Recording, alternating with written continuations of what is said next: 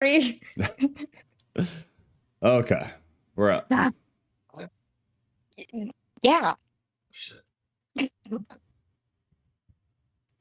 Oh, Gear. You're gonna get him kicked off of YouTube. Yeah, don't do that. I think he's gonna get him kicked off of YouTube. Again, I apologize. Link in the chat below. It's okay. Everybody will get used to old Gear. That's true. Gare. Is that what they call Gary and SpongeBob? No. Gare. Yeah, Right? it is. Is it? Yes. Is it really? Yes. That's what I thought it was. Yeah. It is actually not true. I think that's true. Didn't they call him that? Gary? No, Didn't no, he SpongeBob calls call him the that? Gare Bear. Oh, you might be right. You might be right. He's an expert on Gears. I mean, I would hope so. Listen, man, this is what happens on the smoke pit. You get fun names. Yeah, that's All right, that's everybody. true. Welcome to the SpongeBob podcast. SpongeBob theology.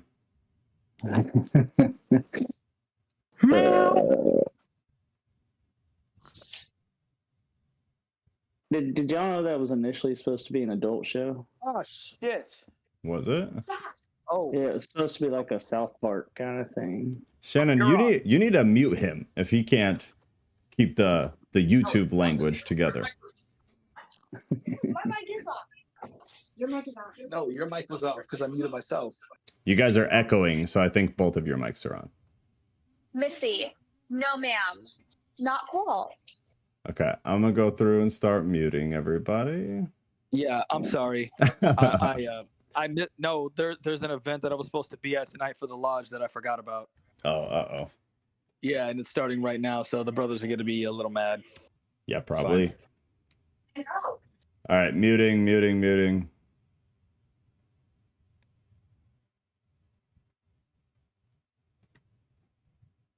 Cool. Okay, we're gonna wait just like a few minutes, and then we'll get going. So I've got some stuff I'm gonna read through.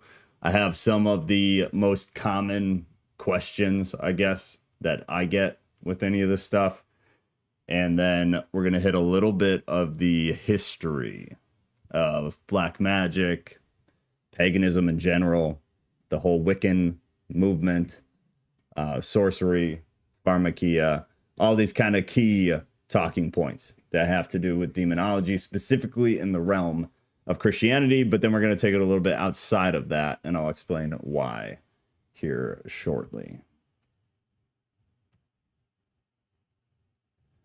Drew, if you see anybody else come in that's not muted, can you mute them? I'm pretty sure you're able to, just because I might not see it.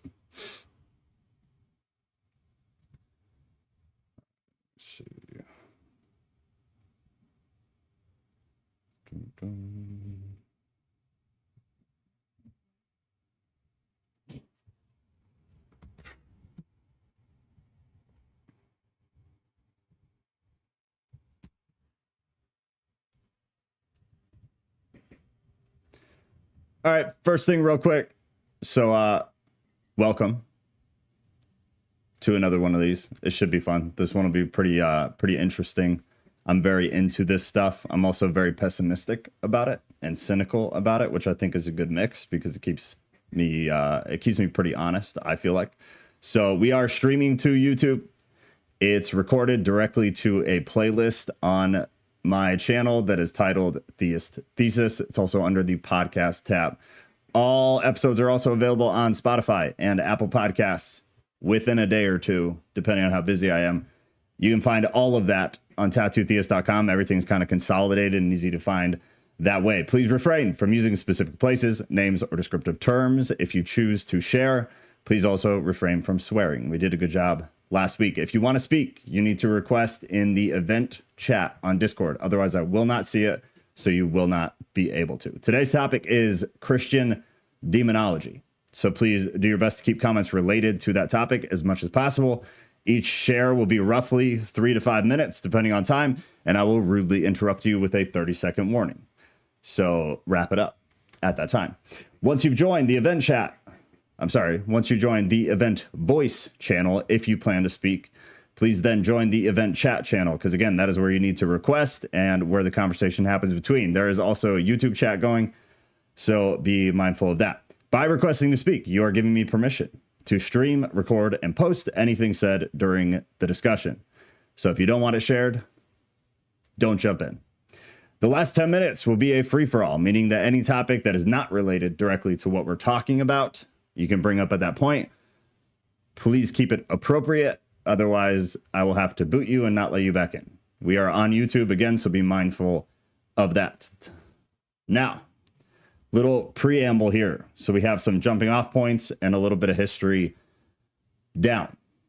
I need to preface all of it by saying that if we were to solely and only talk about this kind of topic based on the Bible or based on Christian resources from the early church, things like that, to have an understanding of demonology, dark energy, attachments, things like this, then we're going to get absolutely nowhere. And the reason for that is that the cold hard reality is that our canonized Bible, so the Bible that any of the books that are in your actual Bible, if you have a normal Bible, really any denomination other than Catholics, because Catholics have some of the apocryphal text. But if you go based on the canon alone, it simply doesn't have that much information about demons. You have little snippets, pieces. You've got everything we have in the New Testament about the exorcising of demons. You've got all that. But the fact is, and it's kind of interesting, that much of the way the Bible interacts regarding demonology as a topic in whole is almost as if the reader already knows a baseline knowledge about the topics, right? About demons, about cast down angels. It speaks about it as if we have prior information. And we don't. You have a very small amount in the Old Testament. You have a bit more in the New Testament, but it's spoken about without very much contextual backing. So there's a lot of speculation that this is why much of the apocryphal texts were removed from canon, is because whoever is compiling them decided they didn't want that in there. That is speculation. I'm not saying I agree with it. I'm saying that is some of the speculation. But if you want to get a more broad, more full image of this topic, demons, dark energy, magic, sorcery, things like that, it's impossible to do that while staying within the canon alone, because we just don't have it. So we're going to discuss some of that, but we are also going to branch out into a bunch of different paganism, the whole idea of Wiccan ideology, a lot of that, because it's the only way to get a bigger, more broad picture. So the book of Enoch and the Apocalypse of Abraham are two examples. They're not the only ones, just two of the most prominent ones, in my opinion, of non-canon texts that provide a truly amazing amount of detail about demonic energies, entities that the Bible either brushes over or doesn't talk about at all. So we're not going to go super deep into Enoch, because if we did, it would be hours and hours and hours. So instead, my plan is to, in the Bible study, actually cover Enoch. So we'll go through it verse by verse. We'll talk about where it connects to the books in the canon, or that are canonized, and then where these things are kind of extra canonical texts or extra canonical ideas. So we'll have to do that separately. Now, a couple of jump off points here. What does the Bible teach about demons? So again, in the canon, what we actually have and what we say is a part of the Bible. The Bible teaches that demons are these fallen angels, specifically angels who rebelled against God. So they took negative action against God. They didn't want to be with, around, or subservient to God. And that they are all, or at least it's insinuated, that they are all led by Satan, who is kind of your god of the evil energy, right? That's the depiction that we get. These demons seek to deceive people who live within our world. Again, not a lot of context in the Bible. So these are kind of base jumping off points. How did Satan and the demons fall from heaven? Satan and many angels rebelled against God and were rejected from heaven. Scripture records it But again, it does not tell us really anything exact. And it doesn't tell us when or really how in any great detail. It's just brushed over. Why did some angels choose to sin? Angels were created with some ability. This one is I don't agree with, but I want to put it out there to be fair. Why did some angels choose to sin? Angels were created with some ability of choice similar to humans. God did not force angels to rebel. To me, that's a duh, because it wouldn't really make sense. But some chose to do so under the influence of Satan. So again, the context of our canon, the canonized books, is really that Satan is this kind of figurehead within that darker realm. Can Christians be possessed by demons? This is highly controversial, highly, especially if you're in the charismatic movement, or if you speak to anybody in that movement, the Pentecostal movement, these heavy spiritual movements of Christianity. There's a whole bunch of debate about this, and the Bible is 100% unclear. But the word here is that the Bible records accounts of people who were possessed or controlled by evil spirits. However, there are no records of Christians who were possessed by demons. Now, again, that is from our canon. That is from the compiled and agreed upon books that we've accepted as our quote unquote Bible. That does not ring true if you go outside of the canon. But again, there's debate. Demons cannot control or possess those who have God's spirit, this source says, living within them. Again, heavy debate. Demons can, however, continue to tempt believers. Even Jesus was tempted in the wilderness by Satan. Again, that's out of Matthew chapter 4. Are demons actively involved in the world today? We get a little bit from Peter 5:8, and it teaches that Satan continues to work to cause problems in the world today. It is safe to also conclude that other fallen angels do as well. There's a lot of different theological ideas around this, because some of the Bible's depictions of Satan's interaction with the world is a little bit contradicting, and some of it is philosophically and theologically hard to make sense of. So there's a lot of conversations there. And then who are the Nephilim? If you're going to go, again, based on the Bible, you have almost nothing about the Nephilim without moving on to Enoch or some of the other apocryphal texts.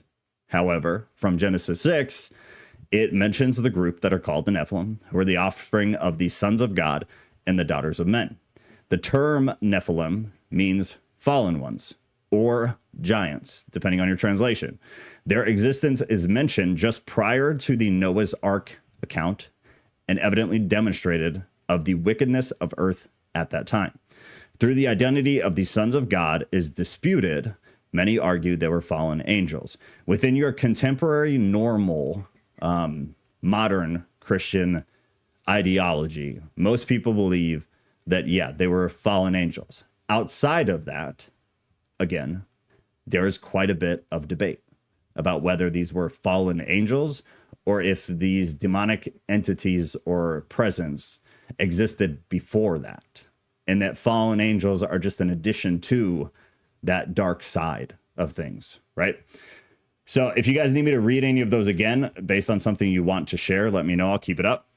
But I also wanted to jump into this real quick. So this is pertaining to, and again, I'll tell you where I disagree, where I agree, and then I'll leave some of it open for you guys to interpret. But one of the most common questions is, why does God allow Satan and the demons to attack us? So the question you get is, if God is all powerful, why does he allow Satan and the demons to attack us at all? We are not given all the answers to this question. Really, we're not given many at all within scriptures, but scripture does make a handful of things at least kind of clear. First, it is not God's desire for Satan to attack people. Satan attacked Eve in the Garden of Eden in the form of a serpent. Adam and Eve sinned, and all the people have become sinful in nature and are likewise open to the temptations of Satan. 1 Peter 5:8. When God does allow Satan or his demons to attack a person, there are reasons for it.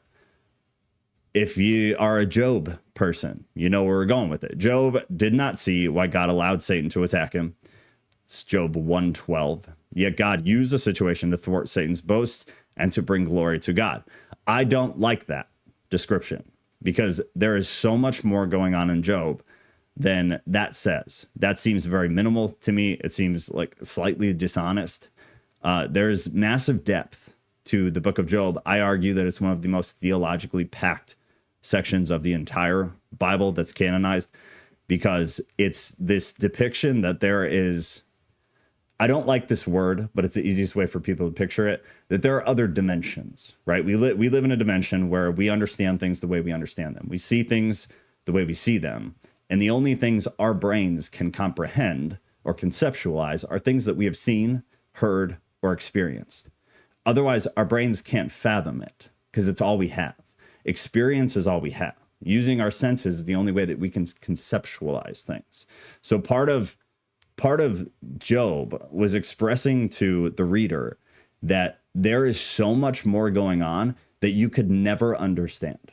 You could never try to process it. You can meditate your entire life and be closer to God than anybody else in the world. You're not going to get it. There's no possible way for a human in our limited capacity to understand what is happening in the other dimensions, quote unquote. Again, I don't like the word, but it's the easiest way to kind of picture it.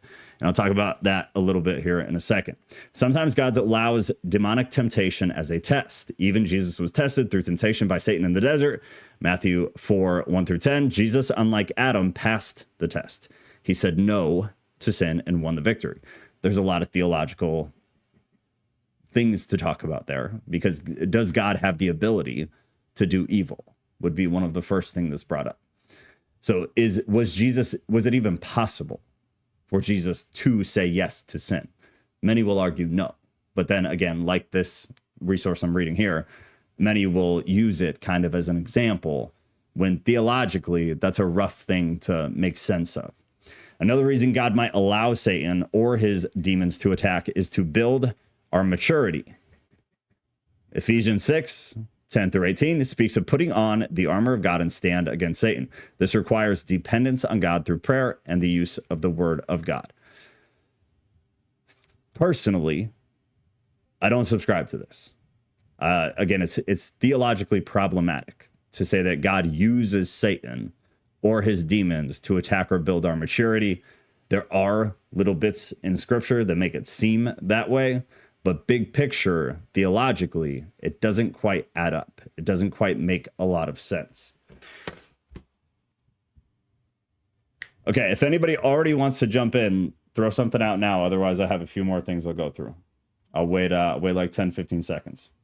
But if you want to hit something before we move on too far, let me know.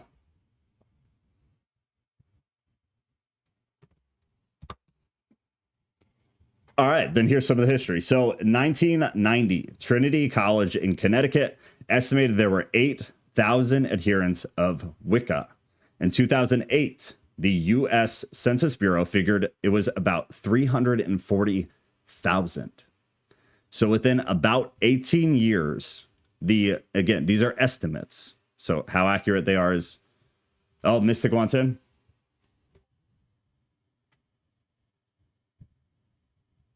That wasn't you? Did I miss something somewhere?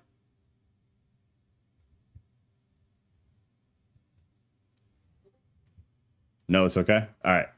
So Trinity College, 1990, estimate of Wiccans, which is it's a subgroup of paganism, was around 8,000. The estimate. No, I can't hear you guys because you're muted. If I unmute you, it will feed through the headphones and then go to the stream and it'll be a jumbled mess. You guys need to request in the chat. That's the only way I'm going to know. Otherwise, this would be super, super messy. You guys can hear each other, but I cannot hear you. Otherwise, everybody's voice goes through the stream. All right, Teal, I'll bring you in. Teal, you're unmuted on my end. You just need to unmute yourself. Or Okay, no, can you're you good. hear me? Yep, you're good. Okay, so I just wanted you to, if you could reiterate so I understand clearly what you were saying about Ephesians 6 and the full armor of God. Can you just reiterate that part? Because I was trying to listen intently and I caught some of it, but not all of it. Yeah, for sure. So this is coming from compellingtruth.org. And there are concepts around why does God allow Satan or demons to attack us? So the quote here was, another reason God might allow Satan or his demons to attack us is to build our maturity. And Ephesians 8:10-18 says this, finally, be strong in the Lord and in the strength of his might. Put on the whole armor of God that you may be able to stand against the schemes of the devil. For we do not wrestle against flesh and blood, but against rulers and so on. So it speaks of putting on the armor of God to stand against Satan. This requires dependence on God through prayer and the use of the word of God. I don't take issue with anything other than this idea that it's to build our maturity. Because again, and it's not about this direct section, it's about a larger theological idea, which is, does he control Satan? Because if God controls Satan, then God is he is the reason for evil in the world. If God controls Satan and demons, and he has full control over them, he can decide what they do, what they can't do, who they can attack, who they can't attack, then God is evil because he's performing evil. Just because he doesn't do it himself, it doesn't make you not complicit. So theologically, it's problematic. Does that make sense? Yes, it does. And that's what I wanted to clear up, because I do agree with what you said. But I just wanted to clear it up because I was trying real hard to listen. No, it's probably good because I'm sure somebody else had the same question. Was that it for now? Yes. Beautiful. Thanks, Sue. All right. Anybody else? Let me know. Otherwise, I'm going to keep going.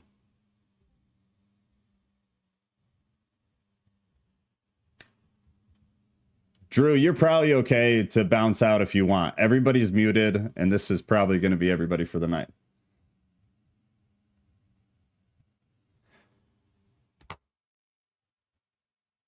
All right.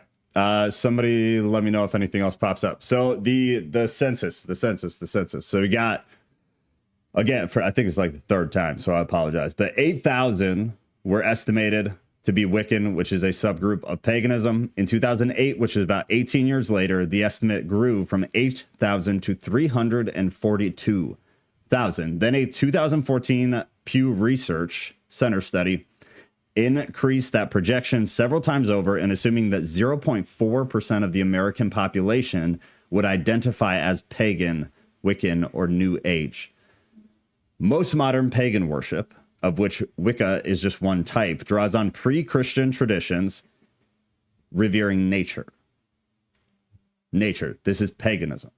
By 2050, it is said that the number of Americans practicing other religions, which usually is seen as paganism, unless you're talking about major religions like Judaism, Christianity, Islam, Hinduism, and Buddhism. Anything really outside of that is considered pagan. So these would be more naturalistic religious ideals and concepts. Wicca began to be practiced in America in the 1960s. There's a little bit of debate about what I'm about to say, but it's the vast majority of any good information you're going to find. It was started primarily within the feminist movements, environmentalist movements, and those seeking non-structured spirituality. It was largely an underground movement, and which makes somewhat sense because of what the general population believed about these kinds of spiritualities.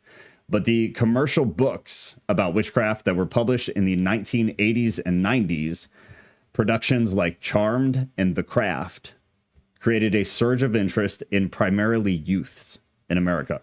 With the ability to find communities online due to the growth of the internet and the decline in affiliation with traditional religions, witchcraft began its entry into the mainstream. Witchcraft has always been relatively mainstream.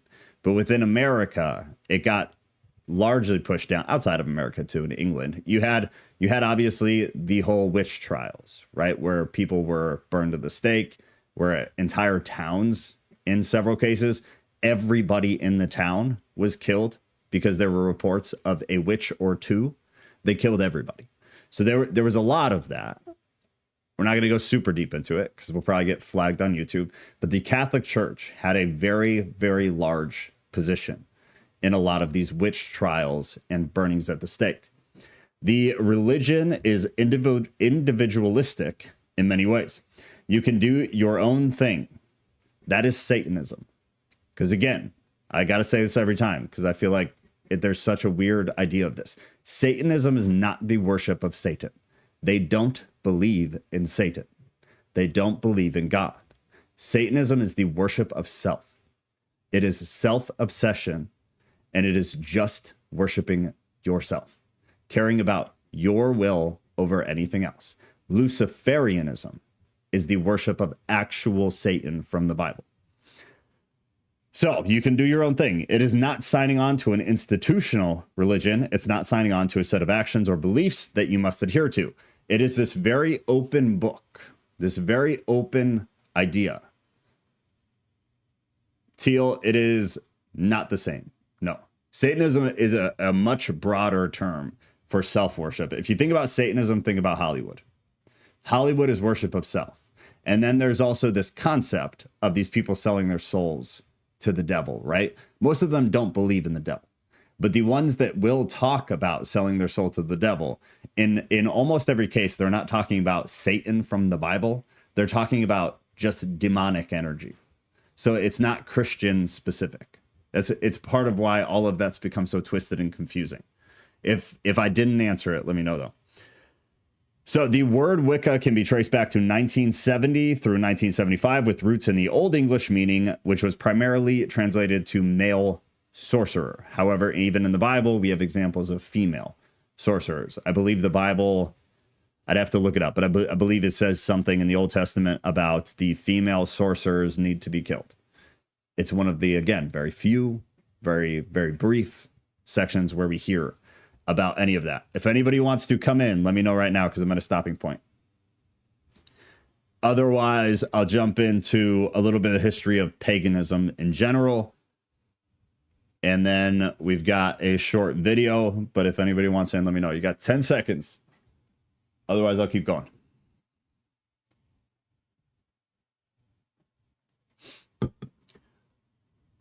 Wait until your wife and I become friends. I come to realize that I may not understand everything, but it's okay to just trust in the Lord. I don't have to know it all. Yeah, that's totally true. And it's a very realistic view because there's no world in which we are going to know everything. All right, I'm going to keep going. So paganism here. Like I said, there is a massive misunderstanding of what paganism is.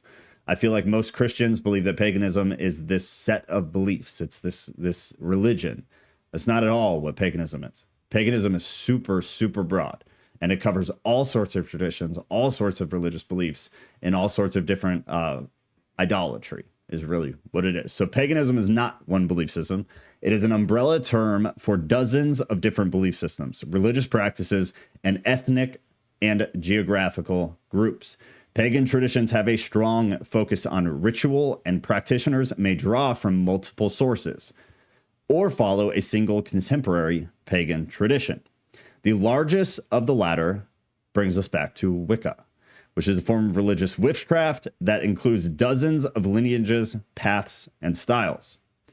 Other traditions include Druidry, non-Wicca forms of religious witchcraft, heathenry, and Astru, which is a Northern European paganism. Feminist goddess worship is huge within these pagan cultures and religious practices, and a variety of non-Reconstructionism, including Greek, Egyptian, Celtic, Roman, Canaanite, as well as a bunch of other historical religions, all pulled from these pagan ideologies and idolatries. Some practitioners of Afro-Caribbean religions also may be considered to be pagan, while others do not. So one of these examples brings us back to the whole tattoo thing. The reason we got a lot of those laws, not all of them, but some of the laws that are in Mosaic law, right? Which is where everybody gets the whole don't tattoo your skin thing. It's more than tattoos, talking about cutting.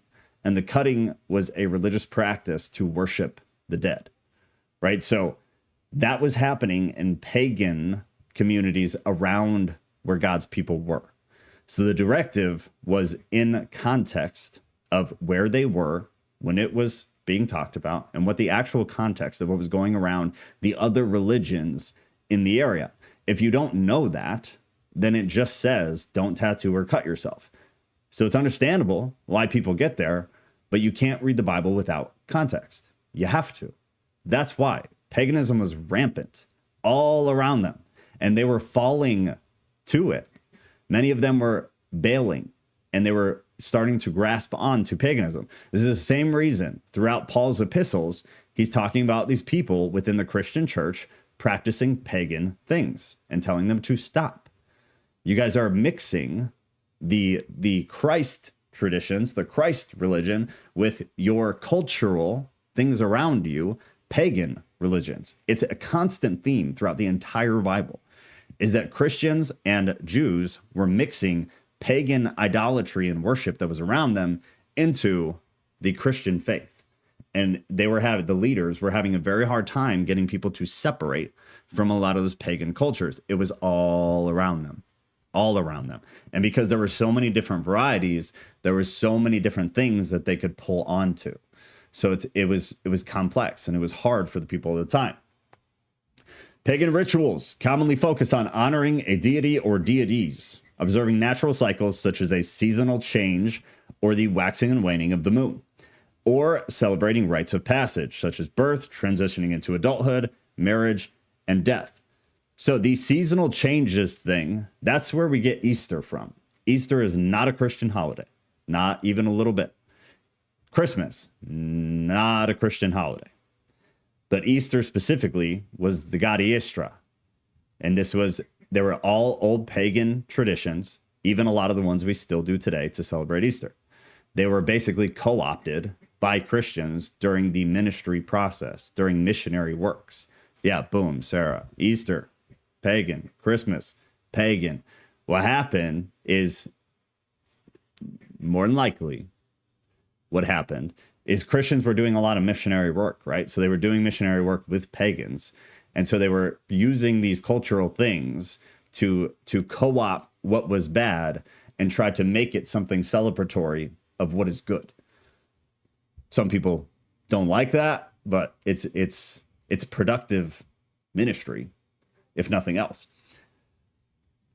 Although the form of ritual varies by tradition, pagan rituals tend to engage the participants physically. There was a lot of physical there were a lot of physical traditions within much of the paganism. Some pagans offer food or drink to their gods or ancestors. Those offerings may be shared by the participants as part of the feast or sometimes disposed of ritually. In other words, wasted. Food was wasted. And oftentimes throughout history, food was wasted when people were starving as a form of idolatry. They would offer up food during times of famine to false gods. And so people would starve in the process. Kind of sad. Representations of earth, air, fire, and water may also be employed for cleansing and consecration. For instance, participants might anoint themselves with salt water, earth, and water, and burn incense, air, and fire as part of ritual preparations. This is absolutely the worship of the material. This is the worship of things made by God. Things God made rather than God. Right? If we're worshiping animals rather than the one that made the animals, if we worship people rather than the one that made the people, it's idolatry. That's what idolatry is. It's idolatry at mass scale. All right, 15 seconds. If anybody wants in, hop in. Another stopping point. Otherwise, I have something I need you all to imagine. So I'm going to walk you through imagining something so that we can have kind of a good picture before we go into the actual conversation. Yes, Mystic. It was celebrating the equinox. And yeah, Sarah, 100%. It was just missionary work. Teal, I'm going to unmute you. You're unmuted. Okay, so really quickly, where does this new, I hate to call it new age, but I'm going to call it new age because I don't have a lack of a better word for it. Recent, let's use the word recent. This recent thing about the secret and self-manifestation. Where does it come from? Yeah, like what is it? Is it what is it rooted in? Like where does it, because it, I mean, I know they have the people who I can't think of her name, Louise Hay. I think she's part of that, and she's been around for a while. She's passed on now, but now all of a sudden you because when I did life coaching back in 2018, they started talking about The Secret, and then they had a sequel to The Secret, and I didn't know anything about it. It was part of the reading list, but it's about this. All I know basically is something about self-manifestation, and a lot of celebrities are into it because they feel that if they say it enough every morning that it manifests itself. So where is that rooted? Is that actually, I mean, I know it's not Christian because it's like basically cutting God out of the whole scenario because they feel like they're doing it themselves. So is it then considered demonic? Is it considered what pagan? Is it where does it come from? Because my youngest daughter believes in this stuff. My youngest daughter believes in a lot of this stuff. She's kind of made her own, a little bit of this, a little bit of this, a little bit of this, and wrapped it all together. Yeah. And is totally lost and confused in it. Okay, this is actually perfect. So I'm going to answer it in about 30 seconds. So the next section here, I'm going to have you guys imagine something so we can all get on the same page visually. And then I just wrote a note for myself at the end there. I'll answer that. With my opinion, obviously, I'll answer that. And then after I do, if you have a follow-up question with it, I'll bring you back. All right, Teal's muted. Mystic, you need to get somewhere you can talk because I'm interested to hear what you have to say.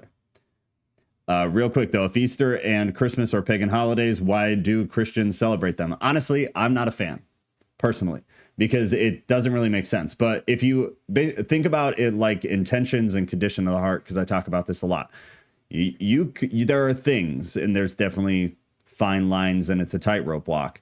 There are things that have no actual meaning, right? Decorating eggs doesn't mean anything. It's not worshiping a god. You can do that and worship God, just like you could get tattoos that are worshiping the dead, and that would be idolatry. As a Christian, that would be something you don't want to do. However, you can also get tattoos that are not worshiping the dead, and then it's no harm, no foul. You have good intentions. You are a devout Christian. It's the condition of your heart. It's your intentions in doing so. I'm not a fan of the fact that we've co-opted pagan rituals and adopted them. One, I don't like that we lie about it, because we do. And whether it's a lie or just people being uneducated, both of those holidays are 100% not Christian. Most scholars put Jesus's birth around summertime, and Easter doesn't line up with when everything with Jesus happened, right? The resurrection. It doesn't. Easter is aligned with moon cycles.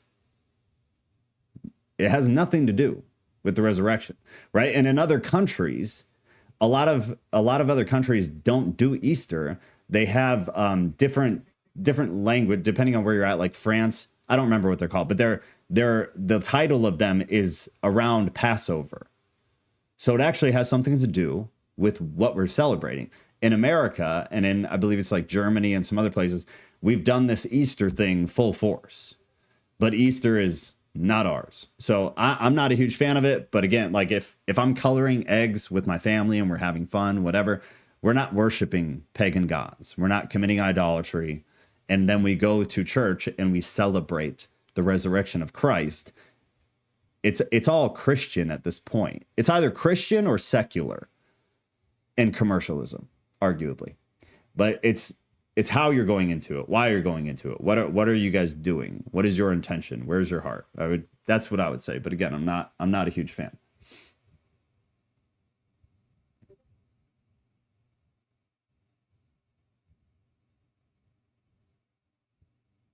Yeah, I'm not. The 25th being Jesus's birthday. Not a fan. Would getting an elaborate tattoo dedicated to loved ones be considered worshiping the dead? Only you can answer that. Are you worshiping the dead? Or are you commemorating a life that you loved or appreciated? It's what are you doing going into it? What is your purpose? What are you meaning to do? If you're worshiping that person, that's idolatry. Whether you get a tattoo or not, though, it's idolatry. I think we need to clarify the word like worship, idolatry, etc.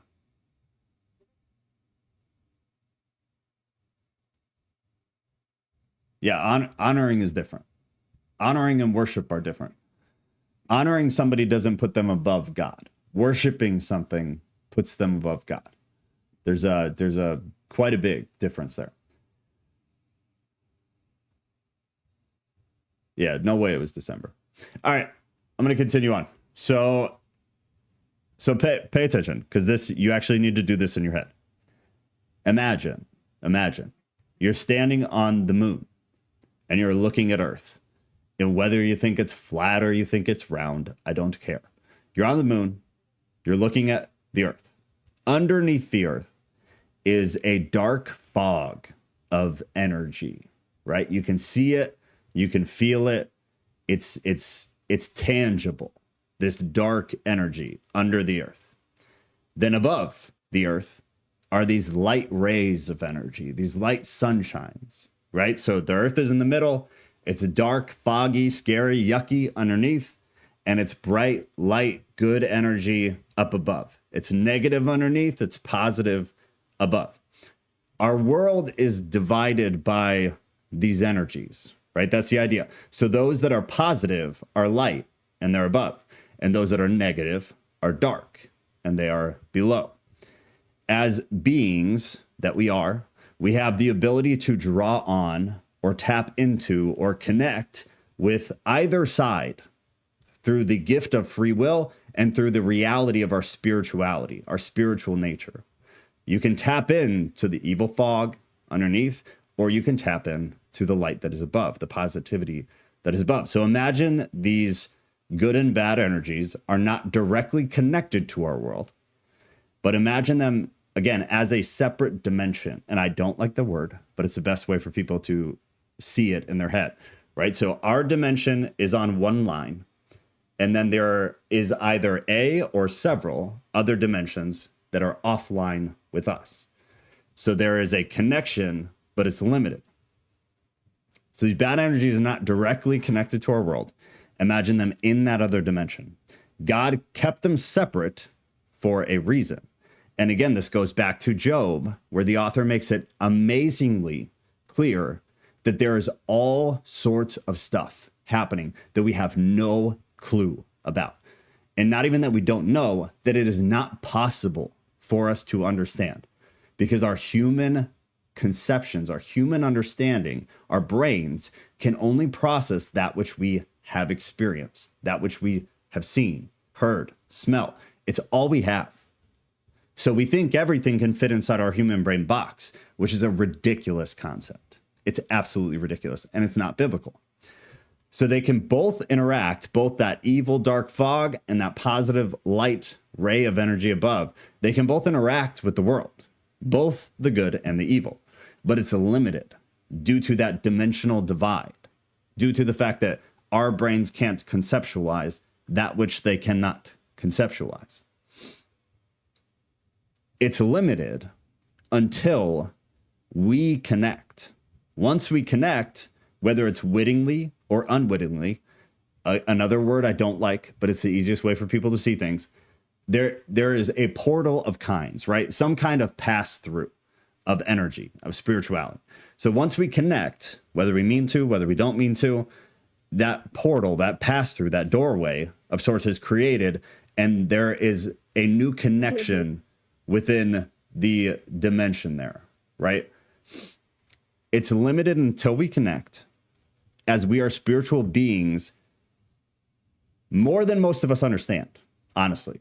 I feel like people have a really bad view, and I feel like our society, I feel like all of society has really dulled us down to this idea that we're spiritual, right? That we've been conditioned to believe that we are a bunch of atoms with no real meaning or value, no real intrinsic meaning, that we're not spiritual. We're just animals.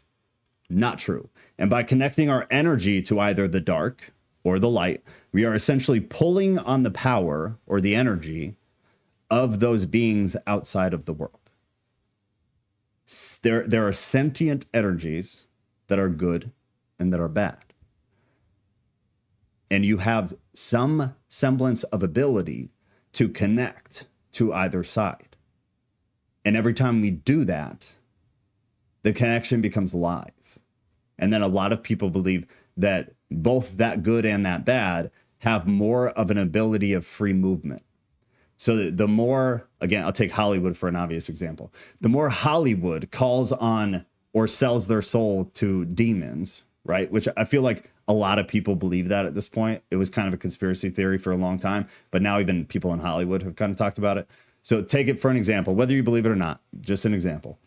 Once you have a massive amount of people with energy who are spiritual beings, whether they know it or not, connecting to this dark energy, connecting to demonic energies, they're opening up that connection, right? That's the idea. That's the concept, is that every new connection that's made, that demon attaches in some way.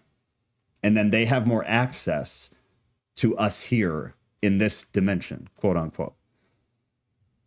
I hope that makes sense. So with that, Teal, your self-manifestation thing, the origins of that are messy because they're stemmed from paganism in general, which means we don't know where in the world it started. We don't know what specific sect it started in, but you have all of these different things within this big pagan umbrella, because the pagan umbrella is huge. Rodriguez, I got you. Just give me 2 seconds.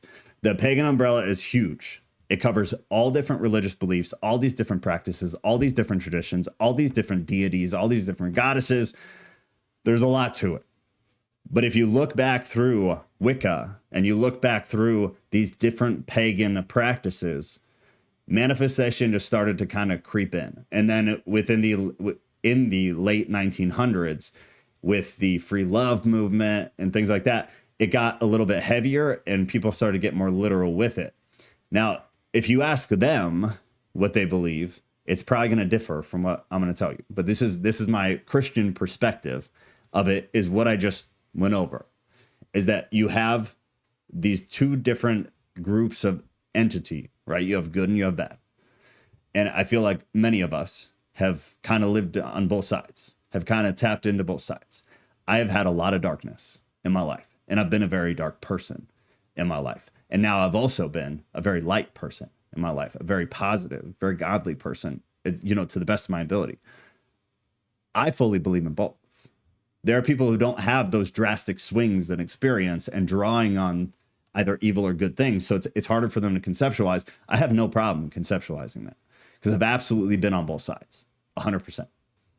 But manifestation is because we are spirit, in my opinion, is because we are spiritual beings. So for a Christian, manifestation is that which aligns with the Spirit of God, right? That which aligns with God's will. So if I manifest, quote unquote, something that doesn't align with God, with his plan, his purpose, with the Spirit and the connection to me, then it's not going to happen, because God has a plan and because God has a purpose for each person, right? However, there are definitely ideas of people who draw on the dark side, who are drawing on demonic energies, who are manifesting through an entity that is not God. And it's the whole concept again of Hollywood. They get what they want if they sell their soul. So they manifested their career or their fame or their money, but it's not from God. They drew on something else. And I think people do it unwittingly at times because they don't understand. And I think people do it wittingly where they fully understand what they're doing and they're willing to do it for the fame. Rodriguez, are you ready to go still? I can unmute you now.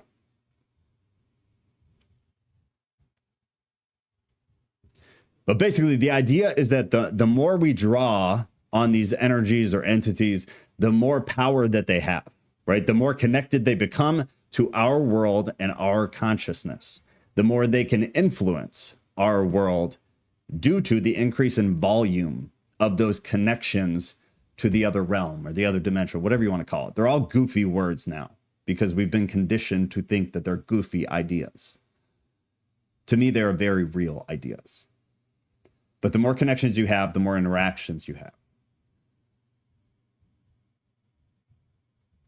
Rodriguez, throw something out if you're ready to be unmuted. I don't want to unmute you and have you not know that you're unmuted and say something you don't want to say. Anybody else who wants in, go ahead and throw something out. I'll start a list. But the only thing I have after this is a little something on pharmakia, which is where we get sorcery in the Bible. And then I've got a video actually that ironically I stumbled on with Kat this morning. All right, I got you. You are unmuted. Okay, can you all hear me? Yes, ma'am. Okay. There was a couple questions that I had. I know that when it comes to like the spiritual realm or whatever you want to call it, I had always believed and I was always taught, just kind of being born and raised in the church, that there's only angels and demons and that's it. Good and bad and that's it. However, I will say there's some things that have happened, I don't know, recently, and then just some other experiences that I know of others or just myself that makes me question some things. One of which would be in, I think it's 1 Samuel chapter 28. Oh, I can't remember the verse. First, Where they consult a medium and summon the spirit of Saul. So nowhere Yeah. in there does it actually say it was a demon. It sounds like, they meant to summon Saul and they got him. So I'm a little confused, and I'm not trying to say, hey, let's go and tamper in things that we shouldn't and different things like that.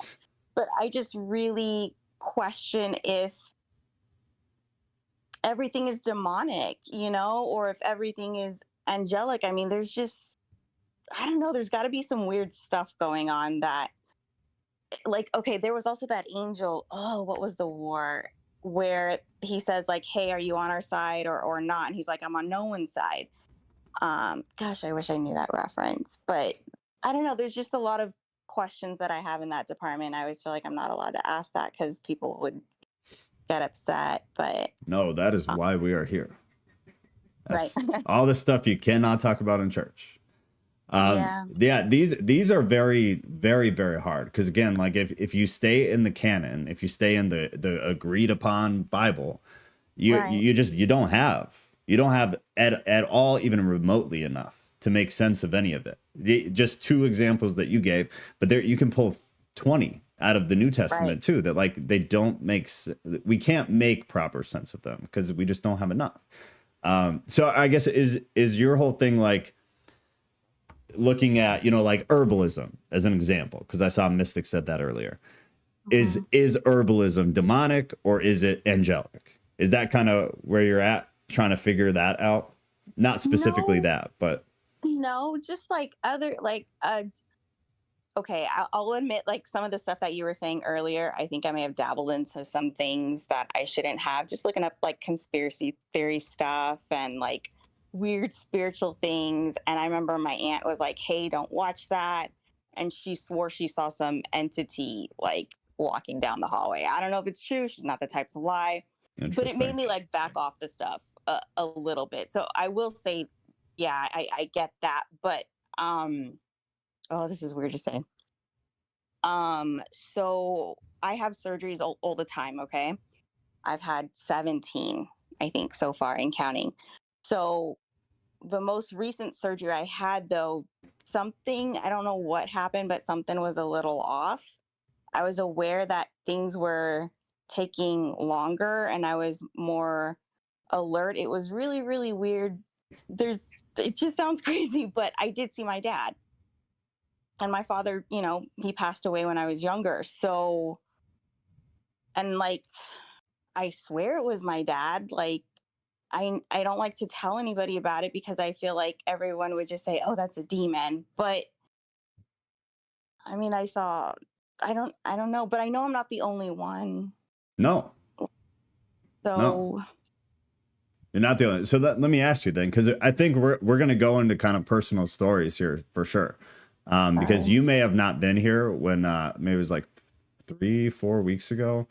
I am the biggest hater of like stories like this, like these spiritual. I'm so cynical. I'm so cynical, and I honestly hate myself for it. I hate it. I hate it. And then out of nowhere, 3-4 weeks ago, I had something wild happen, and Drew wasn't here when I told it. There were only a few people on, so I'll tell it again today. But like it's dramatically changed my outlook dramatically. So I believe it. Yeah, and I wasn't playing with stuff. This is while I was having surgery, you guys. It's not like I was playing with a Ouija board. And the other thing I will say that was kind of weird is a month before the surgery, I remember kind of being afraid that something was going to go wrong, and I made some adjustments to some legal paperwork. So that whole thing messed with me. Like, so how in tuned are we with spirituality and this other, you know, dude, I sound like a weirdo, but you know what I mean? Like, Yeah. Like, did part of me know something wasn't going to go right? And I just had to make sure my kids were going to be taken care. You know what I mean? Like, Mhm. I don't know. I just don't know that it's only demons and angels out there. I don't know what, but No, but it's an interesting point, because that again, if you go outside of the Bible, you do find that. You do find these neutral or these kind of middle ground, think of it like purgatory maybe. So the spirit or the entity hasn't quite reached wherever it's going, or it hasn't sorted that out. You read it, there's all sorts of literature about that middle ground. But within Christianity, with our very limited text, we don't have it. So you're just kind of left hanging, trying to figure it out. But it's a good point. It's an interesting point to bring up, for sure. Yeah. What else you got? Or is that it for now? No, I think that's it. I just think there's weird stuff that happens and it doesn't always look like it's bad or good. So that's it. For sure. No, I totally agree. And I know Kat definitely does too. I'm going to throw you back on mute. Kat probably has, she's busy tonight, so she might not be able to bring a whole bunch of today. But she has a bunch of stories too. Negative and I believe some neutral as well. So that was a good point to bring up for sure. Does anybody else want in real quick? Otherwise, I have just a very short amount left to go of what we got. I got a plethora of stories, experiences from a church I grew up in. That would be lovely. Drew, I'm going to tell the story. It's all good. Patience. So where do all the other demons come from? Or is the whole number 200 mean something else? Ugh. So I guess I'll just tell you kind of the main ideas, and I'm not subscribing or telling you I agree or anything like that. These are the most prominent concepts. You have the fallen angel scenario, right? Numbers in the Bible are tricky to stay stuck to because, and again, it's another thing that just gets super complicated. If you get into numerology, it changes the meaning of a lot of these numbers, and then some could possibly mean the literal number. So I take numbers very lightly in the Bible personally, and that's a personal choice. I'm not telling anybody else to do that.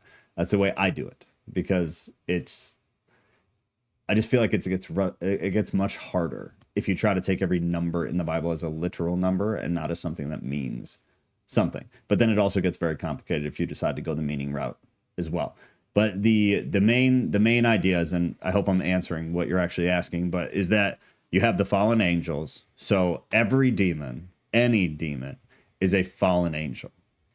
You have another view that anybody who goes to Sheol or goes to hell becomes a demon. That's a less agreed upon view within Christianity, but it exists for sure. And then you have something I mentioned earlier, which is this idea that these entities existed before. So, and who knows whether after, God, this gets so hard because, right, God has existed forever, right? So that's already out of our conceptual understanding. We live under time. We understand absolutely everything in the world as time. Everything has an age, everything wears, everything tears, but everything is on this timeline that we live in. God is not on that timeline. So again, if you think of it like a dimension, we live in a dimension that is constrained by time. Even though time is kind of a made up thing, it's just the way that we've chosen as a society, as a world, to understand the aging process. But we live under time. No matter what way you bend it, we live under time. God does not live under time. So God is in a different dimension where time does not exist. He has just always existed. Is he the only thing that has ever existed outside of our dimension? That could be argued. Is there a darker dimension underneath, not literally, but underneath, that these entities have existed also outside of time forever? Or do they exist on a different kind of timeline, but that far exceeds our lifespan within our dimension? Like you can take this so far. And it's mind-blowing to try to sit and really make sense of it. But those are kind of the main concepts. Either people go to hell, become demons, all of demons are fallen angels, or these other dimensions are not constrained by time. So God has existed as the ultimate being forever, ultimate in terms of good. But there is this idea that demonic energy and demonic entities are on that same or similar dimensional line where time does not exist. So they have been around forever too. And that they were never a human at any point, and that they were never an angel. They are just evil to the core. The fallen from the book of Enoch, that's a part of it. But where I'm coming from exceeds Enoch. But yeah, within a Christian context, a lot of it comes from Enoch and the Watchers. Like the void that covered the earth before God created it. Yeah. Or far beyond that. Right? Who knows? But that's why I find this stuff so wildly interesting. Okay, so I'm going to come in the voice channel so I can share something on the screen. So you may want to pop over there for a minute. Go over to the voice channel so you can see what I am putting up. In just a second. Come on, baby. Oh, bear with me, guys.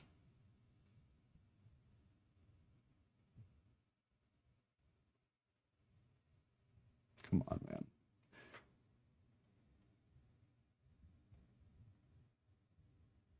Boom.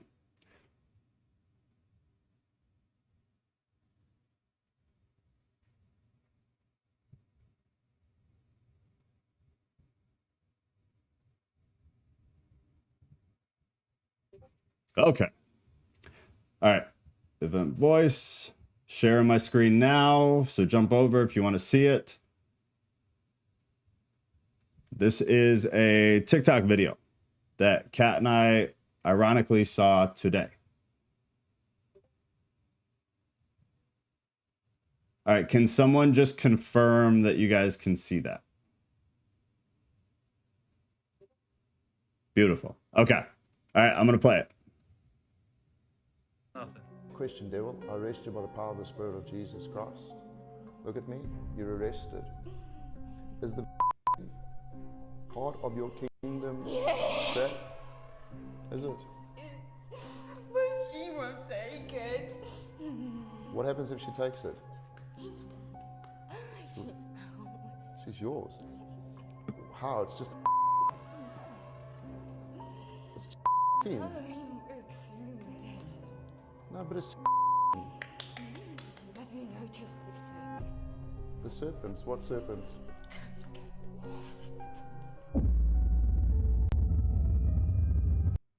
You guys can't hear it? That shows medicine, the serpents. Okay. Is that what you're talking about? No, I don't believe you're talking nonsense. So you work through pharmakia, witchcraft. So is it all part of your plan? I arrest you in the name of Jesus. Part of your plan? I'll send you guys the link in a second, and I'll explain it. In it. She already knew that. You guys might need to unmute it if half of you can hear it and half of you can't. What is going to do to the people in the long run? Kill them before repentance. So the plan of this. All right, I'll send you guys the link right now. So anybody who couldn't hear it, but that might be something with the sound on your end.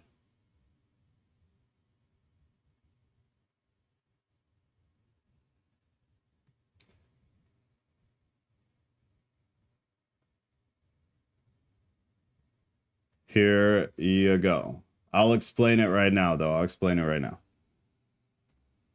There it is. So what was happening here is this was somebody, I can't remember where they were, but he's exorcising a demon, right? That's why he's saying, you know, you're under control in the name of Jesus. And then he's talking about that what's getting bleeped out is something that I'm also not going to say because YouTube, but he's talking about something that is a medical drug, basically a medical substance. Okay. And the demon or the woman is saying that we work through medicine. We work through medicine. And then at the end, she's talking about how, well, she brought up the serpents right at the hospital, and then they popped up the picture.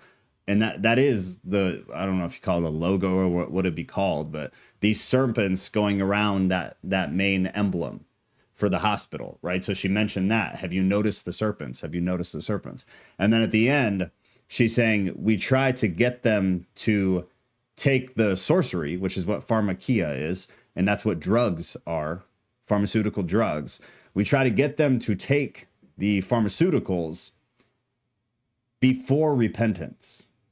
Because if repentance is made prior to the sorcery, the drugs, the pharmaceuticals taking effect on the person, then you can get out of it, right?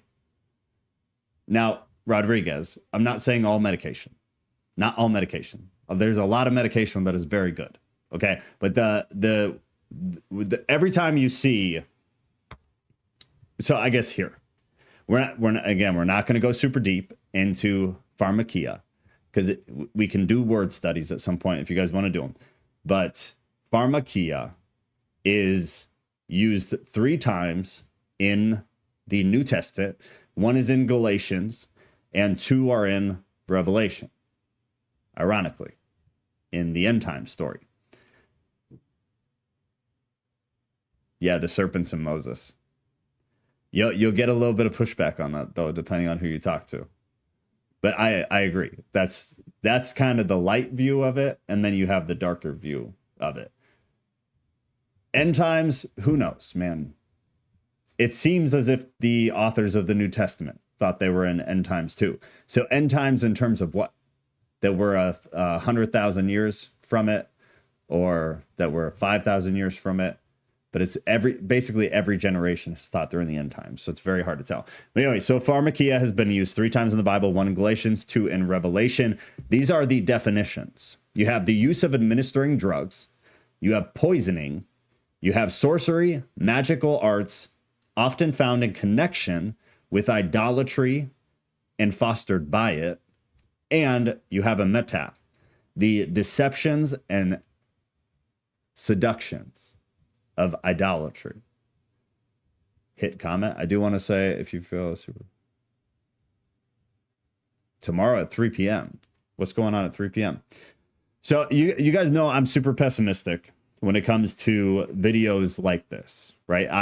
I immediately call BS on virtually all of it. Oh, the end times are 3 p.m. tomorrow.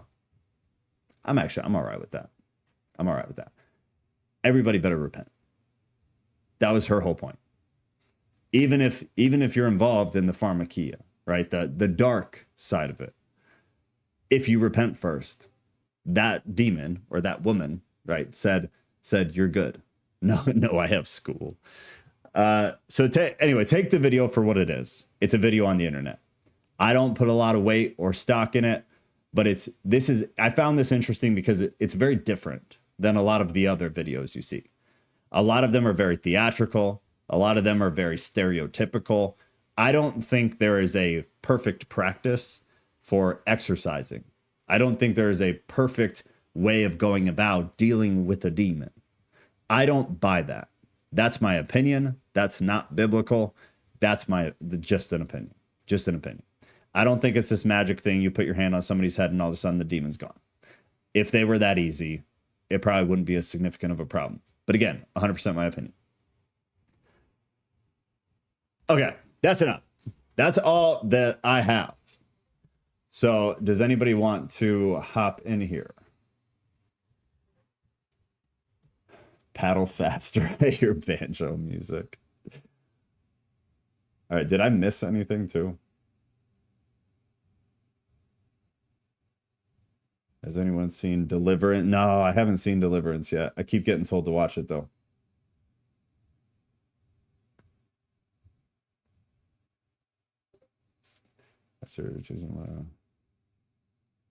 Kat, are you ready right now?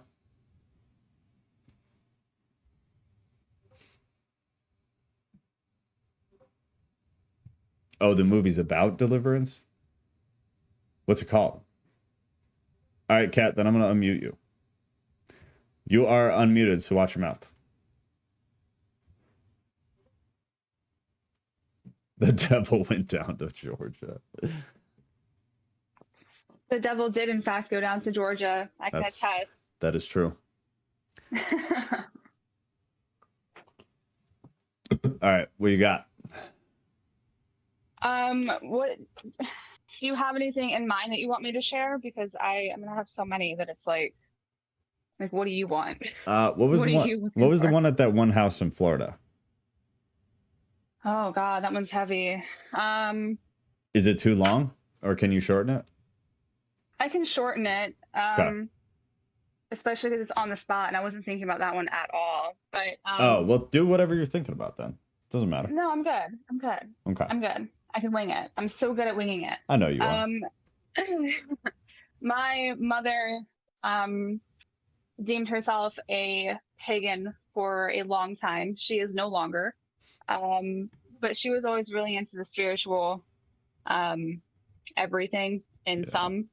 And she heavily believed in demons and of angels and like spirit guides and like the whole 9 yards. And mostly because we didn't have the greatest relationship, and I just kind of saw through some of the stuff that she would say sometimes, and so I was super weary, and like I never knew what to actually believe, so I just kind of took it with a grain of salt, and that was about it.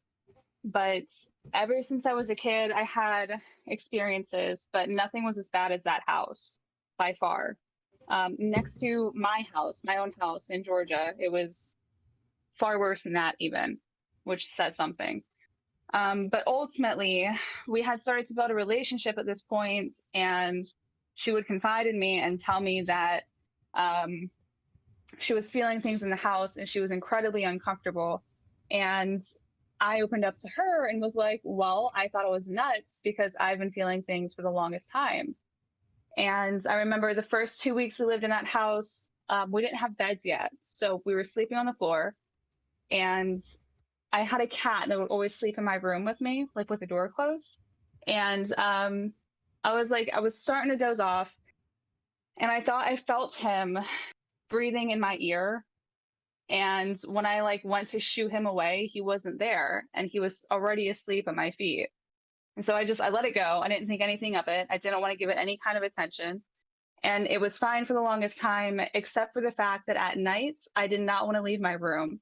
So if I had to go to the bathroom, I would take my cat with me because I felt like he was a protector. So I would just kind of use him to gauge how safe or not so safe it was to leave the room. And again, like I didn't fully understand this at the time. So to me, it was just like a super eerie feeling. It's like going into the basement when you're a kid, like the unfinished basements in your grandma's house and stuff. It felt like that, but very intense. And it just got progressively worse. Like I would not come out of my room at night or if nobody was awake in the house yet. And we had this back room area that was always dark and heavy. Like no matter what kind of lights were on, nothing. It was just always heavy. And my mom insisted by the time that I had opened up to her and shared things with her that there was like some kind of a portal in the hallway, which of course is like right outside of my bedroom door. And I blew it off and I blew it off and I blew it off.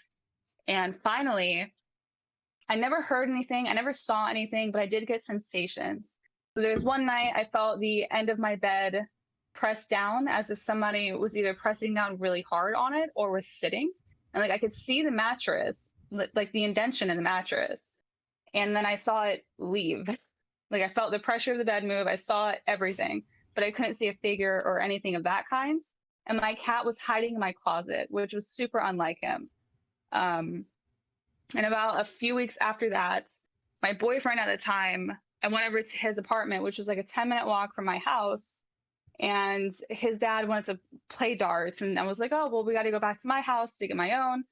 So we walked back to my house, and I had no idea that nobody wasn't home because I had just left like within the last half an hour. And usually my parents would tell me, like, walk through the back or the keys here or whatever the case is so I can get in the house, but they didn't tell me anything.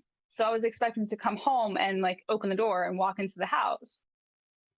And we went to the front door, and I went to open it, and my 2 labs started losing their minds because they heard somebody at the door.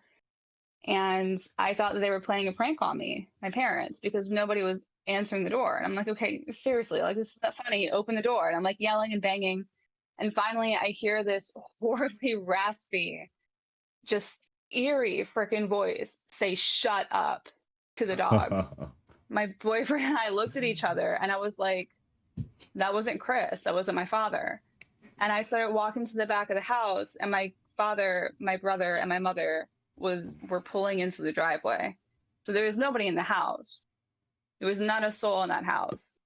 And it progressively got worse from there. We actually went to a church and got holy water. We got rosary beads.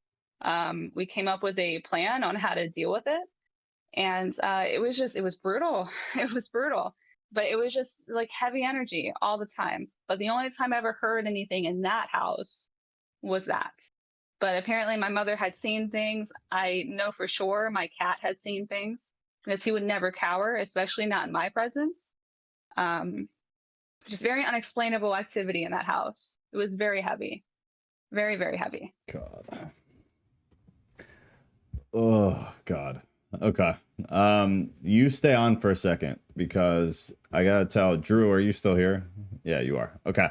Drew's got to go. So he wants to know our little deal here. So you got to tell me if I have to move or be on Xanax 24/7. What? Oh, I got it. Okay. I got it. I'm with you. Oh. Okay. So you just got to correct me if I mess any of this up, because you know how my brain works. Once it's happened, I move on. So it was like 3-4 weeks ago. Kat and I were in bed, and we were falling asleep like normal, spooning hard. And I like bury my face in the upper part of her back. So it's like very comfortable. I feel very safe. It's very nice. And for some reason, I kept like lifting my head and looking around, and I felt like I wasn't there. Like I was somewhere very weird. It felt very cold. It felt like very zoned out. Very safe, very nice. It is. It's very safe, very nice. But it did not feel safe that day. But when I did go back down, I would lay my head back down, and then I was fine. It felt very safe and very nice and very warm and lovely.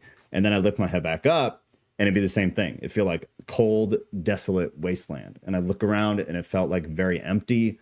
I didn't feel like I was there. And so I kept like feeling like I was getting close to falling asleep. And then as soon as I get close, I'd like feel more than hear, but I felt like I could hear it. And the way my mind works is like I rationalize it and say, well, I was feeling that thing. So I said it in my head, but I don't know which it is. But I felt and felt like I heard something saying, "You're not going to go to sleep. You're not going to go to sleep. You're not going to go to sleep."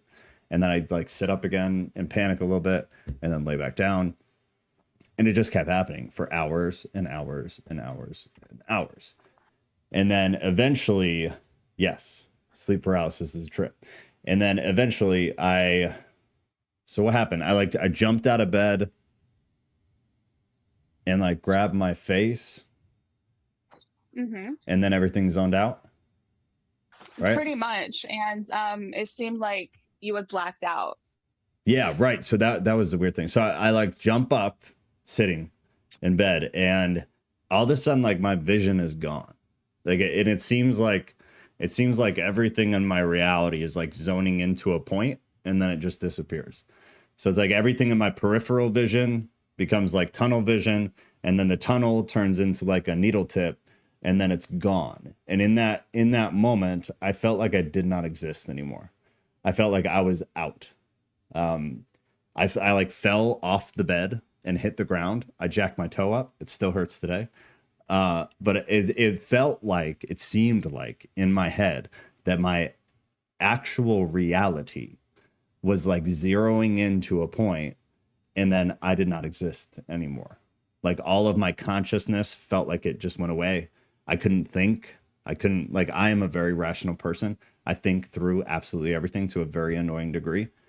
I couldn't think about anything. Shut up, Kat. I couldn't think about anything at all. My brain was like not processing that I existed.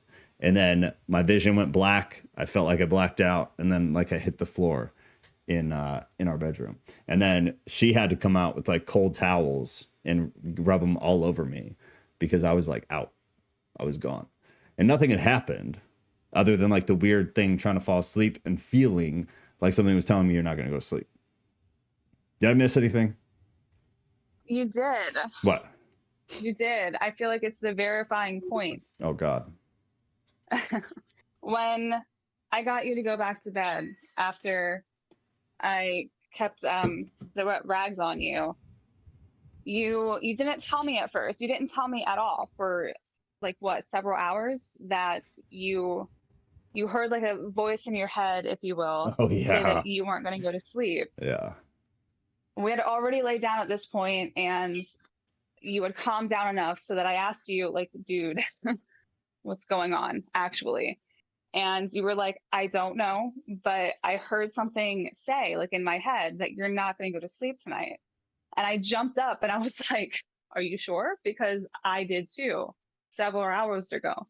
Like, I heard the same exact thing. Say that you're not going to go to sleep tonight. Yeah. And so when you said that, it just like my blood just can't explain it. Because she was having a weird sleep thing before that, like kind of up and down insomnia type deal. But she didn't panic or anything like that. It was like well maintained. But yeah, that's right. That's right. And then I was about 1,000 times more freaked the hell out. Yeah. Oof. Yeah. Okay. Drew said, Kat, did you see me and see me acting weird? Yeah, you saw the whole thing, right? You were very much awake. Yeah. Yeah, because at one point, at the very beginning of it, I thought that you were getting up because you had just had enough of it and wanted to like know if there was something in the room, or like, you know, maybe the dogs or cats were acting up. That was my initial thought, obviously, because we have a farm inside of the house. But you stood up and like stumbled around and you grabbed your face, and that's when I knew that something was horribly wrong. Yeah. Horribly wrong. And I can't remember what you said. I think you just said my name a couple of times. But I automatically knew what was going on, and I started to tell you to pray. And that's when I went and got the rags, and you panicked because you couldn't see me anymore because I was in the bathroom. Yeah. Yeah.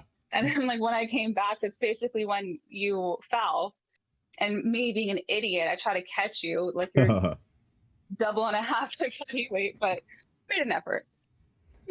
Did not save your toe, but I was, you know, true, thoughtful enough, I guess. And the weird, I guess, verifying thing for me was that I told Kat, because she sat next to me on the bed while she was like patting my face with wet rags and stuff. I was thanking her over and over and over and over again. Like, thank you so much. I thought I was dead. I was hysterical. I was 100% hysterical. I have never been so grateful for something in my entire life. And anybody who knows a little bit about my past, I should be grateful for a lot. And I was very close to death a lot, like more than normal people. And it doesn't even remotely compare to how grateful and how scared I was like that night. I have never experienced fear ever that much, because it didn't feel like, I've felt like I'm going to die before in a couple different situations. I've felt like dying could be something that happens, and my brain can rational, like I can talk myself through that to a degree, obviously, and I can rationalize it. I thought I didn't exist anymore. And I get they sound like the same thing, but it was not the same thing. One, like you shut off, and then for Christians, we believe this and that. But it felt like something had pulled my existence out of my body, and like my consciousness no longer existed at all. It was the scariest feeling I've ever had in my entire life. And so I was just so wildly, wildly grateful. And I was absolutely hysterical. Yeah, it was scary. Super scary. All right, Kat, you got anything else or are you good?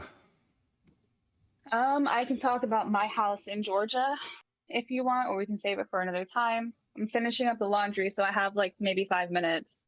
Okay, If you want to go down that real quick, lovely yeah. road.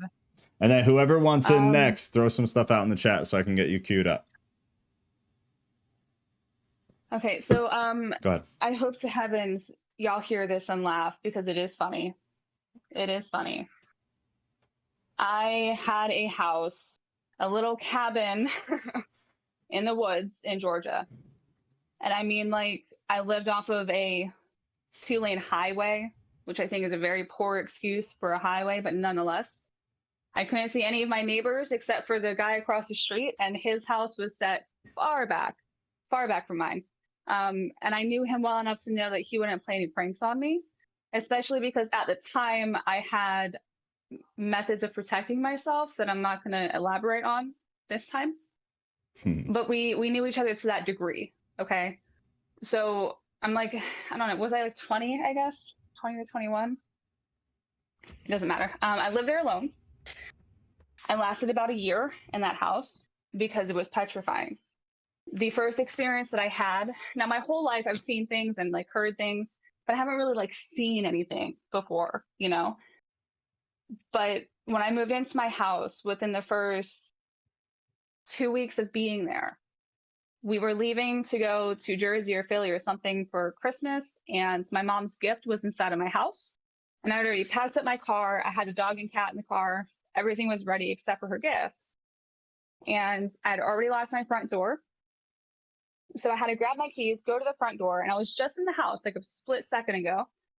And I unlocked the door, but the top one I had to unlock by hands, like on the inside. And there was enough room because I have like little tiny wrists. And when I did that, something touched me, like a hand. A hand touched my hand while my hand was on the chain of the door. And my mom did not get her Christmas present that year on time because I left. I just left. I just got out. Nothing happened for the longest time until around summertime. Immediately after that, I was getting ready to go out. I was like in my bathroom. I had all of the windows in the house open, and I had a friend that was going to come over, and I was expecting them to be there within the time frame that made sense as to when I heard something at my window say, "Where is she?" And it wasn't the person that was supposed to come to my house. There was nobody there. There was not a soul there.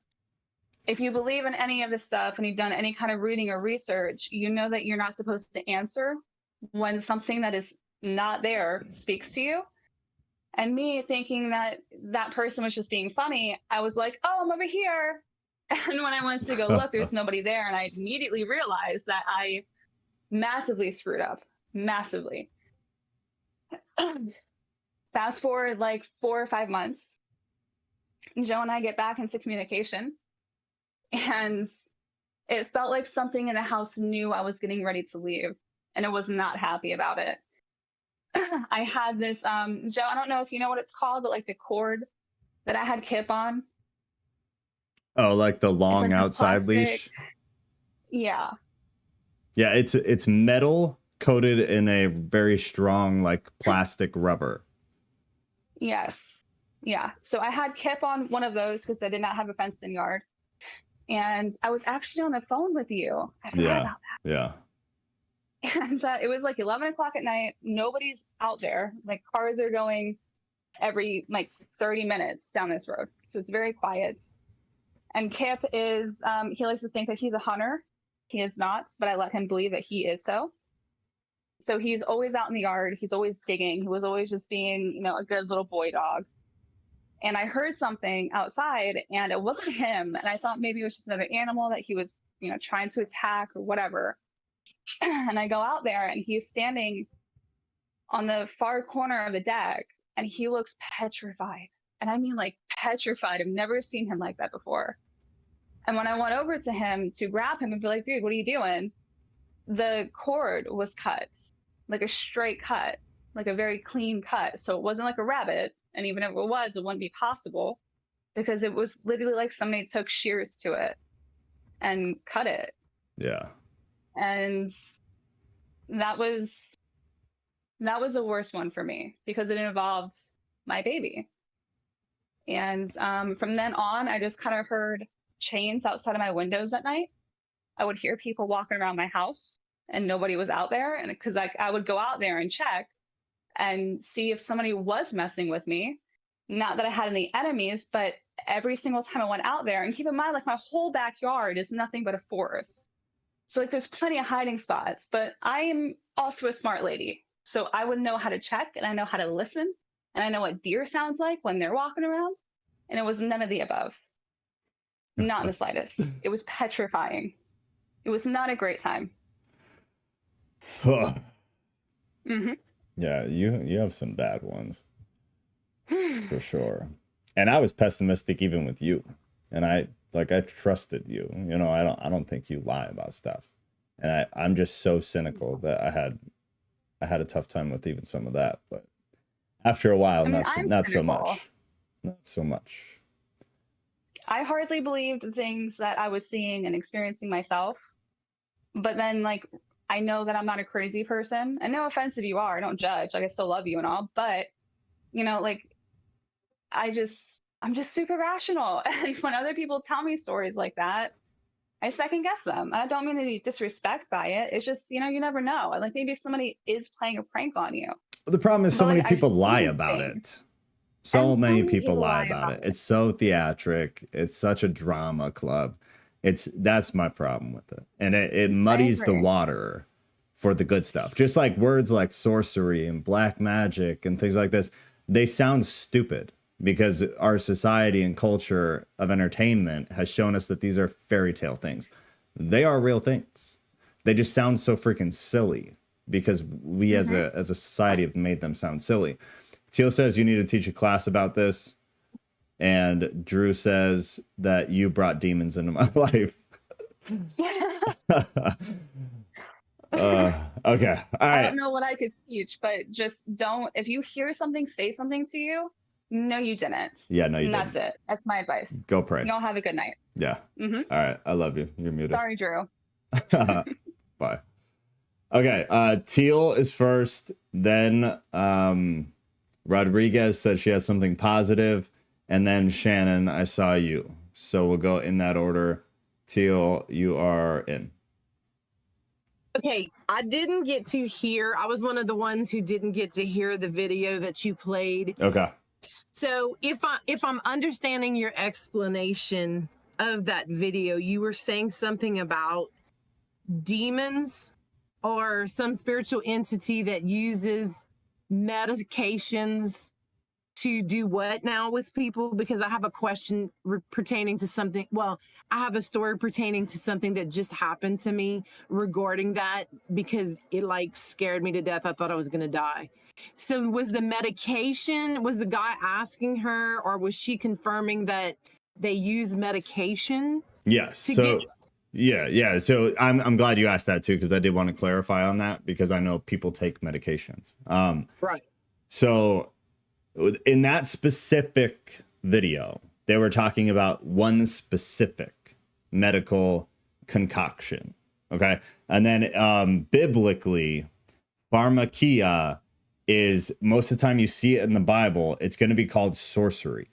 And sorcery can be translated several different ways, but the most common understanding of what sorcery is basically, again, a concoction of different chemicals or materials, whether they be natural or not natural, that creates some kind of, again, silly word, but some kind of potion, right? So whether that's a drug or a drink or, they used to make wines that were made by sorcerers and were thought to do, dark magic or have something to do with dark magic.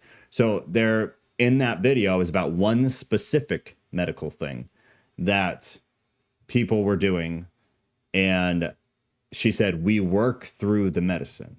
So, and in that one, the demon was saying, I can't get her to take it. I need her to take it. And he's like, why? Because we work through the medicine. And then at the end was I need her to take it before repentance. And the concept was that if she repents prior to the sorcery taking effect, she's able to side skirt it. Does that make more sense or clear it up? Yes, it does. Okay. Okay, so before I tell my story and ask my question, are we on anything that is going to get you banned if I say words Yes. and medicines? Yes.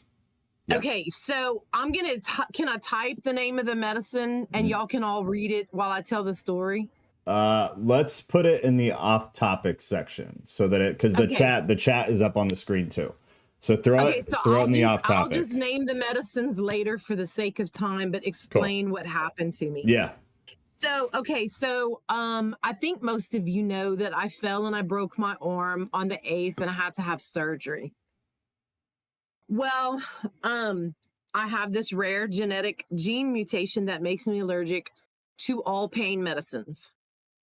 All of them. And now there's a new component whereby some of the pain medicines actually make my blood pressure drop dangerously low. Like I almost coded twice.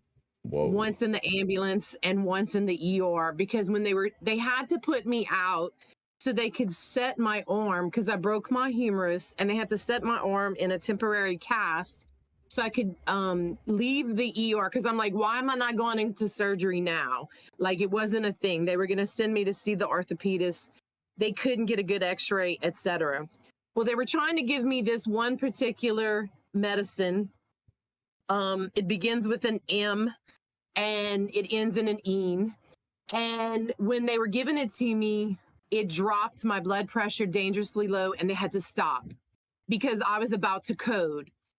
So because I have this gene mutation, the doctor is freaking out and he's like, hold on a second, stop giving her the medicine, because the paramedics gave me this other medicine that starts with a P and ends in an ill, if y'all can put all that together.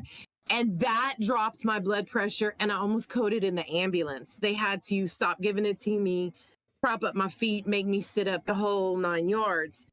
And so anyway, so this doctor is freaking out because the condition I have, not a lot of people know about. I know about it because I have to be my own advocate because it'll literally kill me.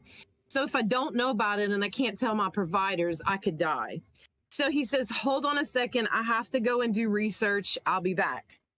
So he's gone what seemed like forever. And he comes back and the nurses are switching because it's shift change. And so the nurse that was giving me the first medicine left and it had to explain to the second nurse, look, this is what's going on. So the doctor finally comes back and he says, I'm going to have to give you this medicine. It starts with a K. They give it to horses and it ends in a mean. And he said, because it's the only one that I can find that'll push your blood pressure up, because my blood pressure at the time was something to the effect of 50 something over 30 something. That's how low it was getting. Yeah, it was bad. And I am in so much pain. Like I didn't even feel like I was fixing to code because I was in so much pain because, oh my God, if you've ever broken an arm or a limb, you have all the prayers in the world because it's been excruciating. But yeah, I was literally in the 50s over the 30s, almost in the 40s, going down. That's why they had to stop the second one immediately they had to stop. And so he's like, this one is going to push your blood pressure up. But he warned me before he gave it to me. And this is the first time a doctor has ever warned me. And this is exactly what he said. He said, okay, I'm giving you this because this is the only one that I can find that is going to push your blood pressure up so we can successfully knock you out, because it's called conscious sedation, and put your arm in this splint so we can send you to see the orthopedist tomorrow. I said, okay. He said, I'm telling you though, and he was dead serious. Like he was not even joking. He said, I'm going to give you this medicine, but hear me and hear me well. When you go into this, you have to think happy and positive thoughts, because if you go into this with negative, painful thoughts, you will come out of it screaming like you're having a nightmare. Yeah. and you will experience it as such. Yep. I said, and I'm like, okay, cool with me. Like, he didn't have to convince me. I was just like, knock me the hell out, because I was in so much pain.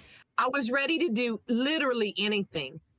So he's like, what's your happy place? And I said, my happy place is Pensacola or Navarre Beach in the presence of Jesus. He said, okay, go there right now and hold on to that.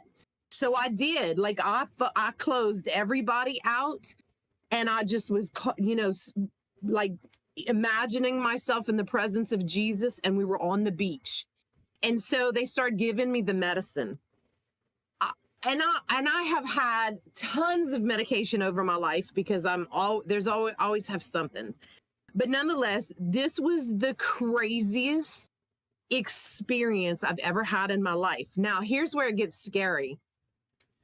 So in my brain, I could literally hear everything that was going on. I could hear the doctors, the nurses, the radiology tech. I could hear everybody. I could see through my closed eyes and see everything that they were doing. Like, I could see them putting my arm in the cast. My eyes had to have been closed. There were no way my eyes were open. And I could see the radiology tech putting the film tray behind my arm and my shoulder to take x-rays, because they had to do a mobile x-ray. But at the same, I'm envisioning, and I have like 6 screens in my eyes. Like, that's what I'm seeing in my brain. And it was like every kind of color of the rainbow. And I could see what they were doing. I could hear what they were doing.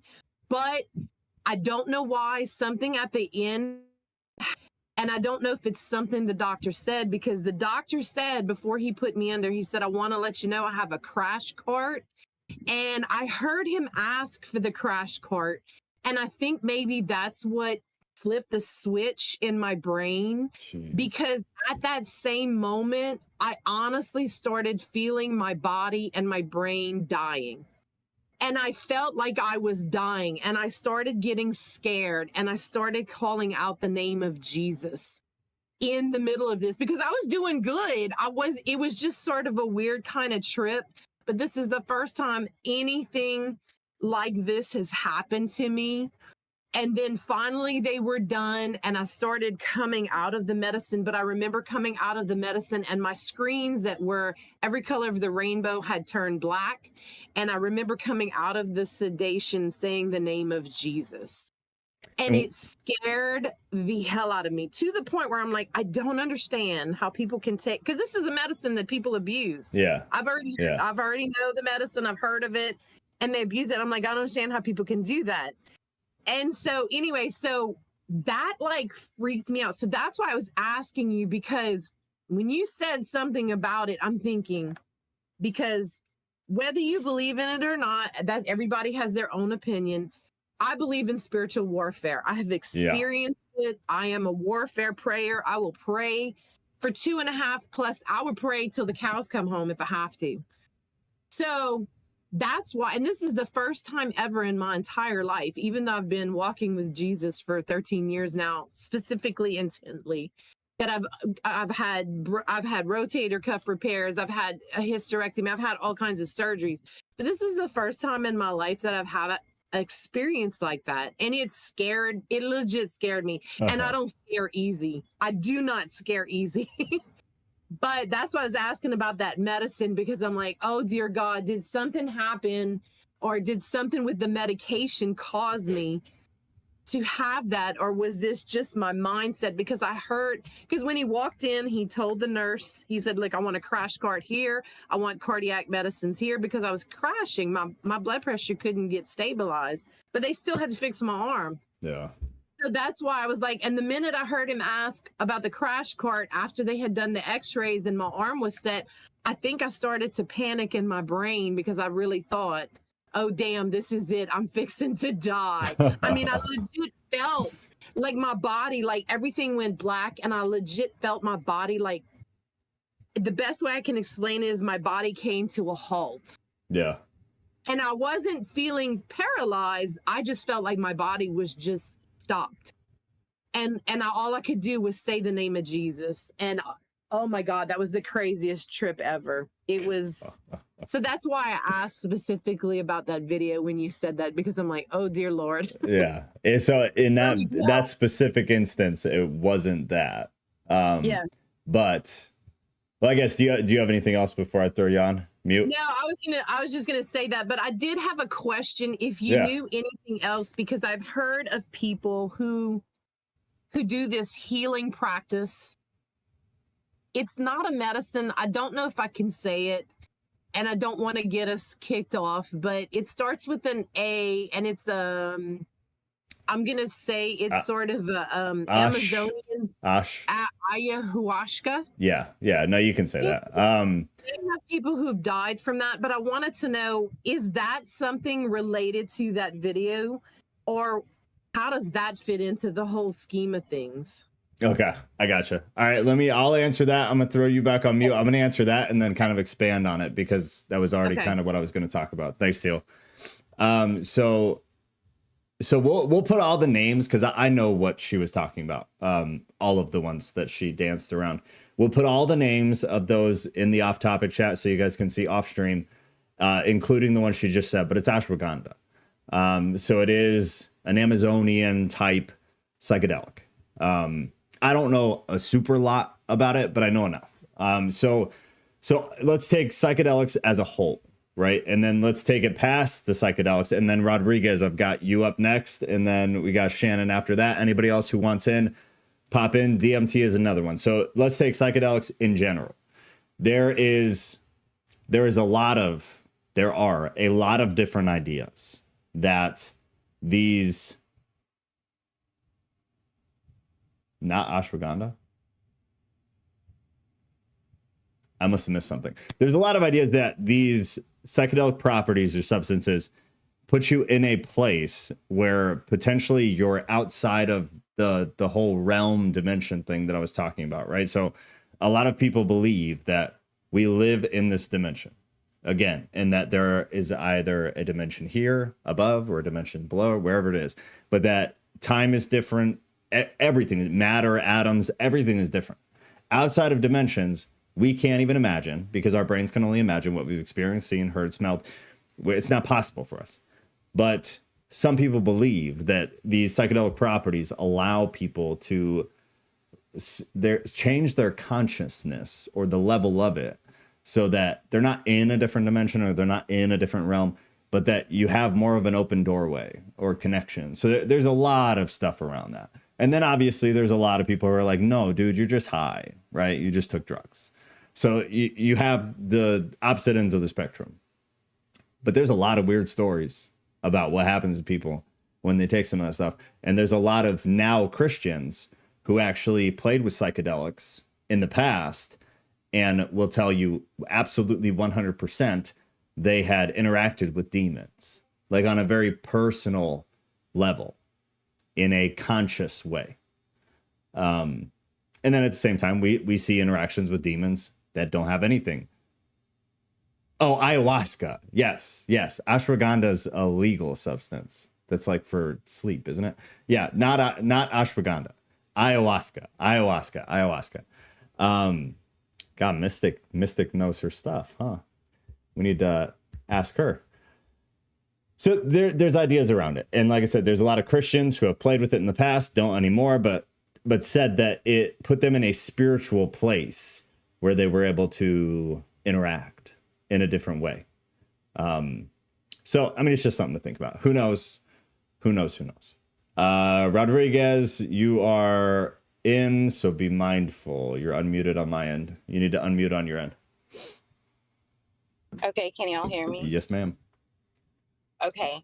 A couple things. Sorry, I'll say the good story because I swear it's good and basic. But only because Teal was bringing up the meds. They put me on a trial medication, and one of the warning signs was suicidal thoughts. And I'm gonna get really vulnerable, but I didn't believe it, and I didn't take it seriously. And yeah, the thoughts really were there. So that's why, like, when you loaded that video from TikTok, it kind of made me think a little bit. But I really wanted to be on the medication because they paid me $600 a month. So I didn't even want to tell my doctor. And then he took me off of it. And he's like, well, thanks for letting me know. He goes, we just had one person commit suicide. And I was like, okay. Like, I just didn't. Yeah. So hormone therapy, HRT stuff can get really complex. And so, yeah, I won't go into that. But the good thing that happened one time, I was in high school. So this is like 30. So, oh, I don't, never mind. I don't know. But it was a while ago. And I'll never forget one time I was sleeping and I woke up and I remember being upset because I was actually tired. It's almost like that sensation, like someone woke you up, you know, like when your alarm wakes you up, you don't want to get up. Yeah. And I kept trying to go back to sleep, but I had this strong, I don't know how to explain it, like a sensation to pray. But I kept trying to go back to sleep. And I had this strong urge to pray for some friends of my mom. And I remember thinking that was weird. And I tried going back to sleep. And then eventually I just prayed because I was annoyed, really, more than anything. And I wanted to go to sleep. And I think it was a couple days later, my mom had said that their family, their son, I guess, was trying to seek asylum and trying to escape their country. This is over near, somewhere near the Middle East, I think is near where it was. And that it looked like their son was going to get caught, but that he didn't, and that like God intervened. And I don't know exactly what happened. All I remember is if you go back to when all of that was going on, it was during the time when I was woken up in the middle of the night and felt the need to pray. So I feel like that was a good, weird experience. Yeah. So I don't want to, to kind of get rid of whatever bad opened up. But yeah, that was, I'll never forget that. That's wild. Yeah. Jeez. I'm glad I'm glad somebody suggested some happy stories, and I'm glad you had one. Because I honestly, being the way I am, did not plan this that well. I should have. To structure it in a way where after we go through all this spooky stuff, we end on a good note. And I didn't. So sorry, guys. But hopefully others have some happy stories too. But that was cool. That's a cool story. Yeah. And then with the meds, though, that I was on, I talked to one of my friends about it. And she's, really Pentecostal, and I wasn't taking it seriously. But she did tell me, because she's on a lot of medications too. She's like, whenever I get my meds, I just pray over them like I do my food. Yeah. And she's like, I pray against pharmakia is literally what she said. Because of when I told her what happened, I was like, hey, there's something not right about having thoughts like that, it was weird. I was like, I'm a mom. Come on, I'm not going to have those thoughts. And it was, And it wasn't a control. None of that. So yeah, I don't think it mattered. Like, and with that, and this is 100% my opinion, not a fact, that I don't think any drugs necessarily are inherently demonic or evil. I think every drug is a form of sorcery, just literally. But I think again, it goes back to, who are you? Who do you belong to? What are you tapping into? What are you spending your time doing? People who are connected repeatedly or consistently or perpetually with evil things, with the evil energy, like, these drugs are going to put you in a vulnerable state, and you're going to be taken over much more cleanly, much more easily. But I think the same can be done in other ways. Like there are drugs that obviously really help people, and there are drugs that people genuinely need if they want to live anything that resembles a normal life. My mother was one of them. She took everything you could possibly imagine after a car accident that damaged her very bad. But she was a very godly woman. I think the praying over medicine is an amazing idea. I think that's something that should absolutely be done, because they put you in a vulnerable position, no matter who you are. They change chemistry, they change hormone patterns. They have a great effect on a person. And we're not all spiritual or all physical. We're like this concoction of both. So I think that's a great thing to do, is kind of pray over it like food. Yeah. It's phenomenal. You have anything else? That's it. Thanks, guys. All right. Thanks. Shannon, you're up if you're still good. Oh yeah, someday you do need to tell the red cardinal story. That's interesting. Do, do, do, do, do.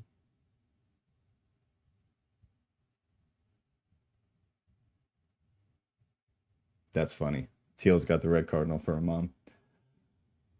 All right, Shannon, just shoot me a confirmation if you're good. I don't want to unmute anybody after time has passed without, letting you know ahead of time. Just in case you're talking to somebody or doing something that you do not want to be public. Beautiful. Shannon, you are in. Okay, so I feel bad going back to the spooky stuff, but it was It's a okay. little quick thing that happened to me when I was visiting a college that I really wanted to go to back when I was in high school. And this is back when Androids first came out.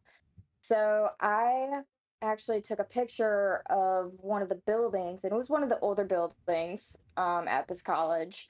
And I didn't see anything suspicious or anything like that. But when I looked at the picture, I saw a face, and it was like a grayish, whitish face. I didn't see it in person. Nothing was there in the window. There was no curtains. Nothing was in the window. Absolutely nothing. It was completely black. And then when I took this picture, all of a sudden there's like this grayish white face with like flowing drapey thing. I don't know how to explain it. But like I said, there was nothing there until I started showing my friends this picture, and I'm like, this has to be a curtain. And they're like, no, it's not a curtain. Like, it wouldn't go with the flow of the way the building is and the way that window was. And I'm like, no, you guys are messing with me. There's no way that this could be what I think it is. And they're like, no, it absolutely is. Like, you could see the face clear as day. And I was in complete denial for a good, I don't know, I want to say about a good 4 months.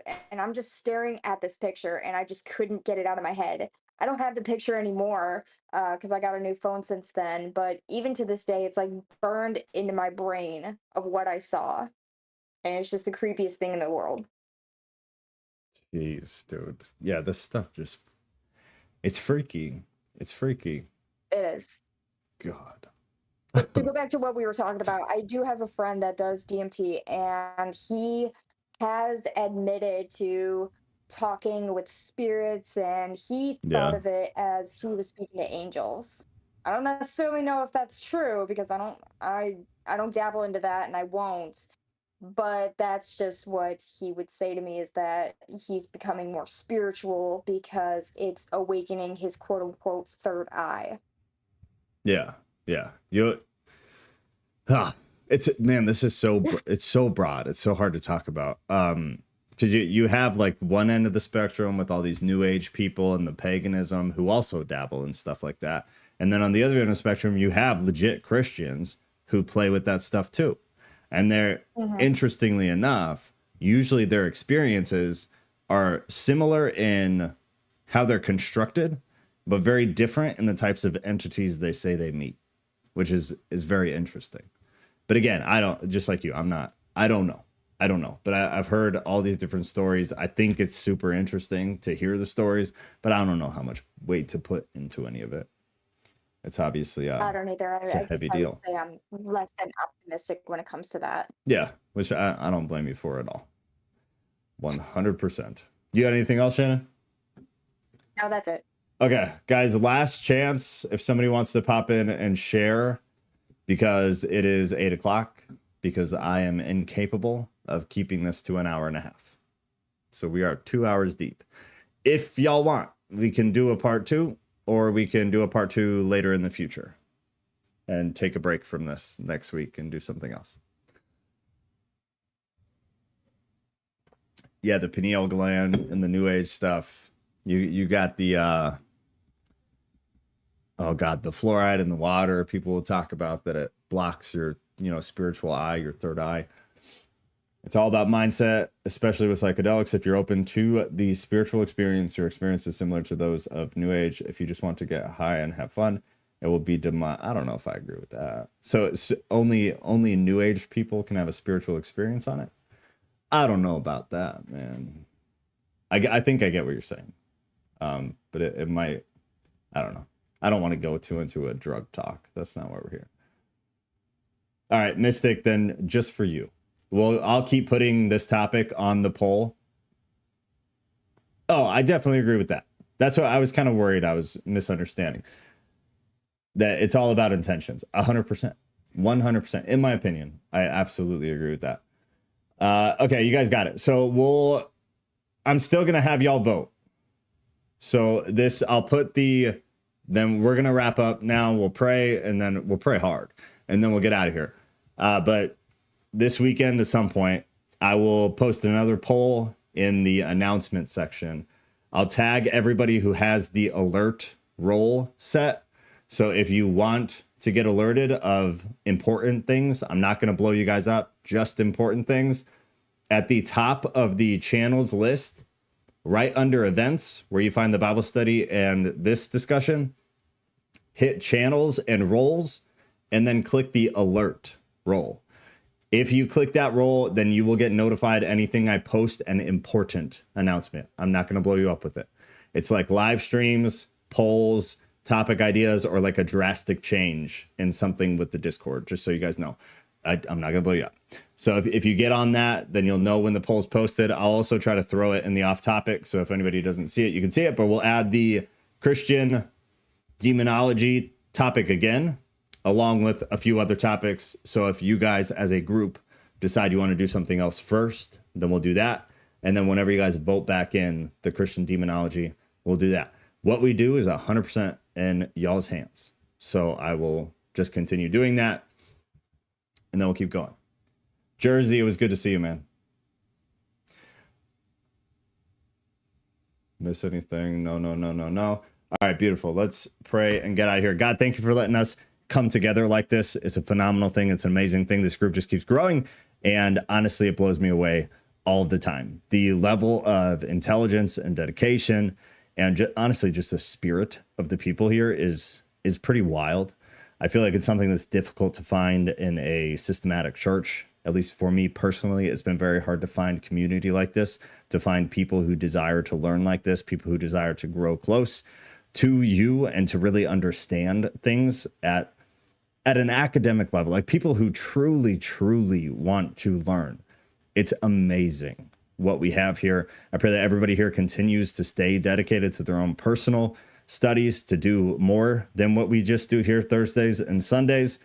And that when we do meet, it's just reinforcement. It's something strong. We get that community aspect, and then we go on and continue to study, continue to learn, and continue to grow outside of this little Discord group. God, I pray for everybody here who's had one of these weird situations, one of these connections with the other realm or with these demonic energies.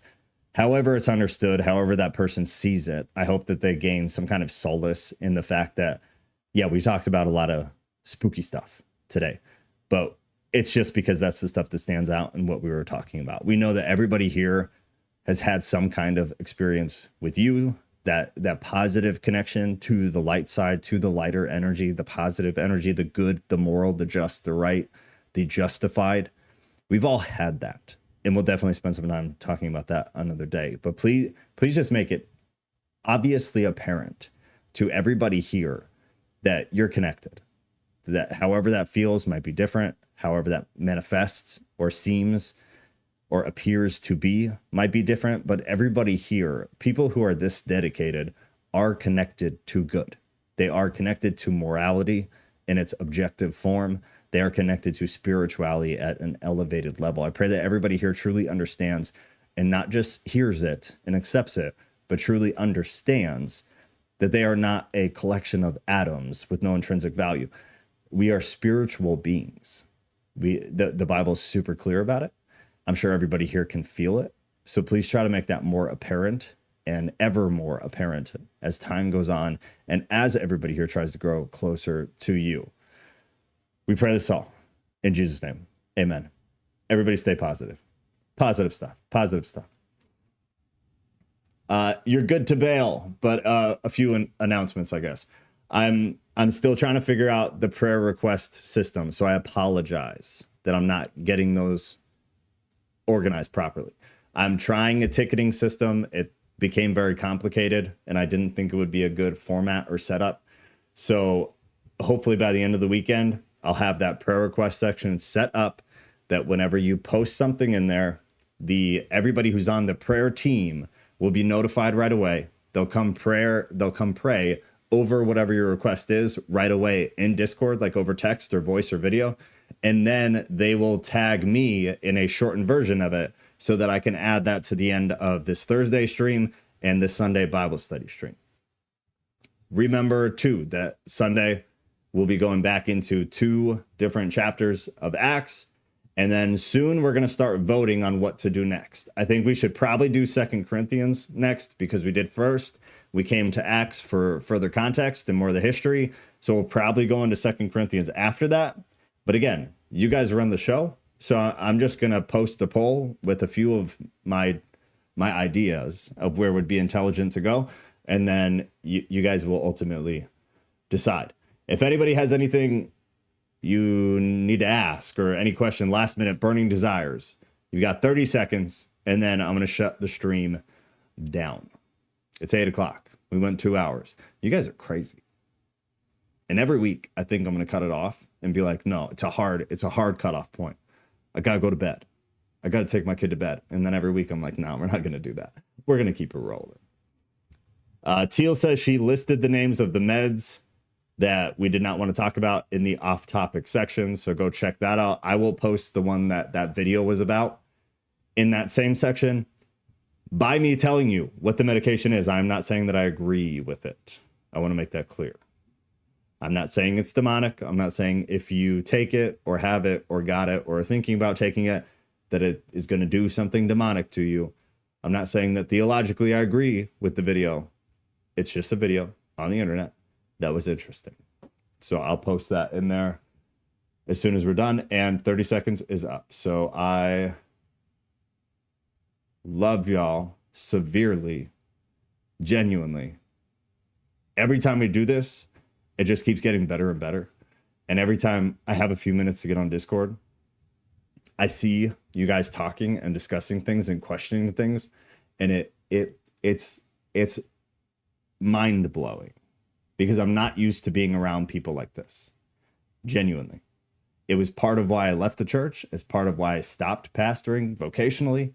And you guys are like completely revitalizing me and making me care so much. And it's genuinely impacting my own personal walk and my own personal spirituality in such a positive way. I just want you to know how much I greatly, greatly respect and appreciate what you guys are doing here, the work you are doing here.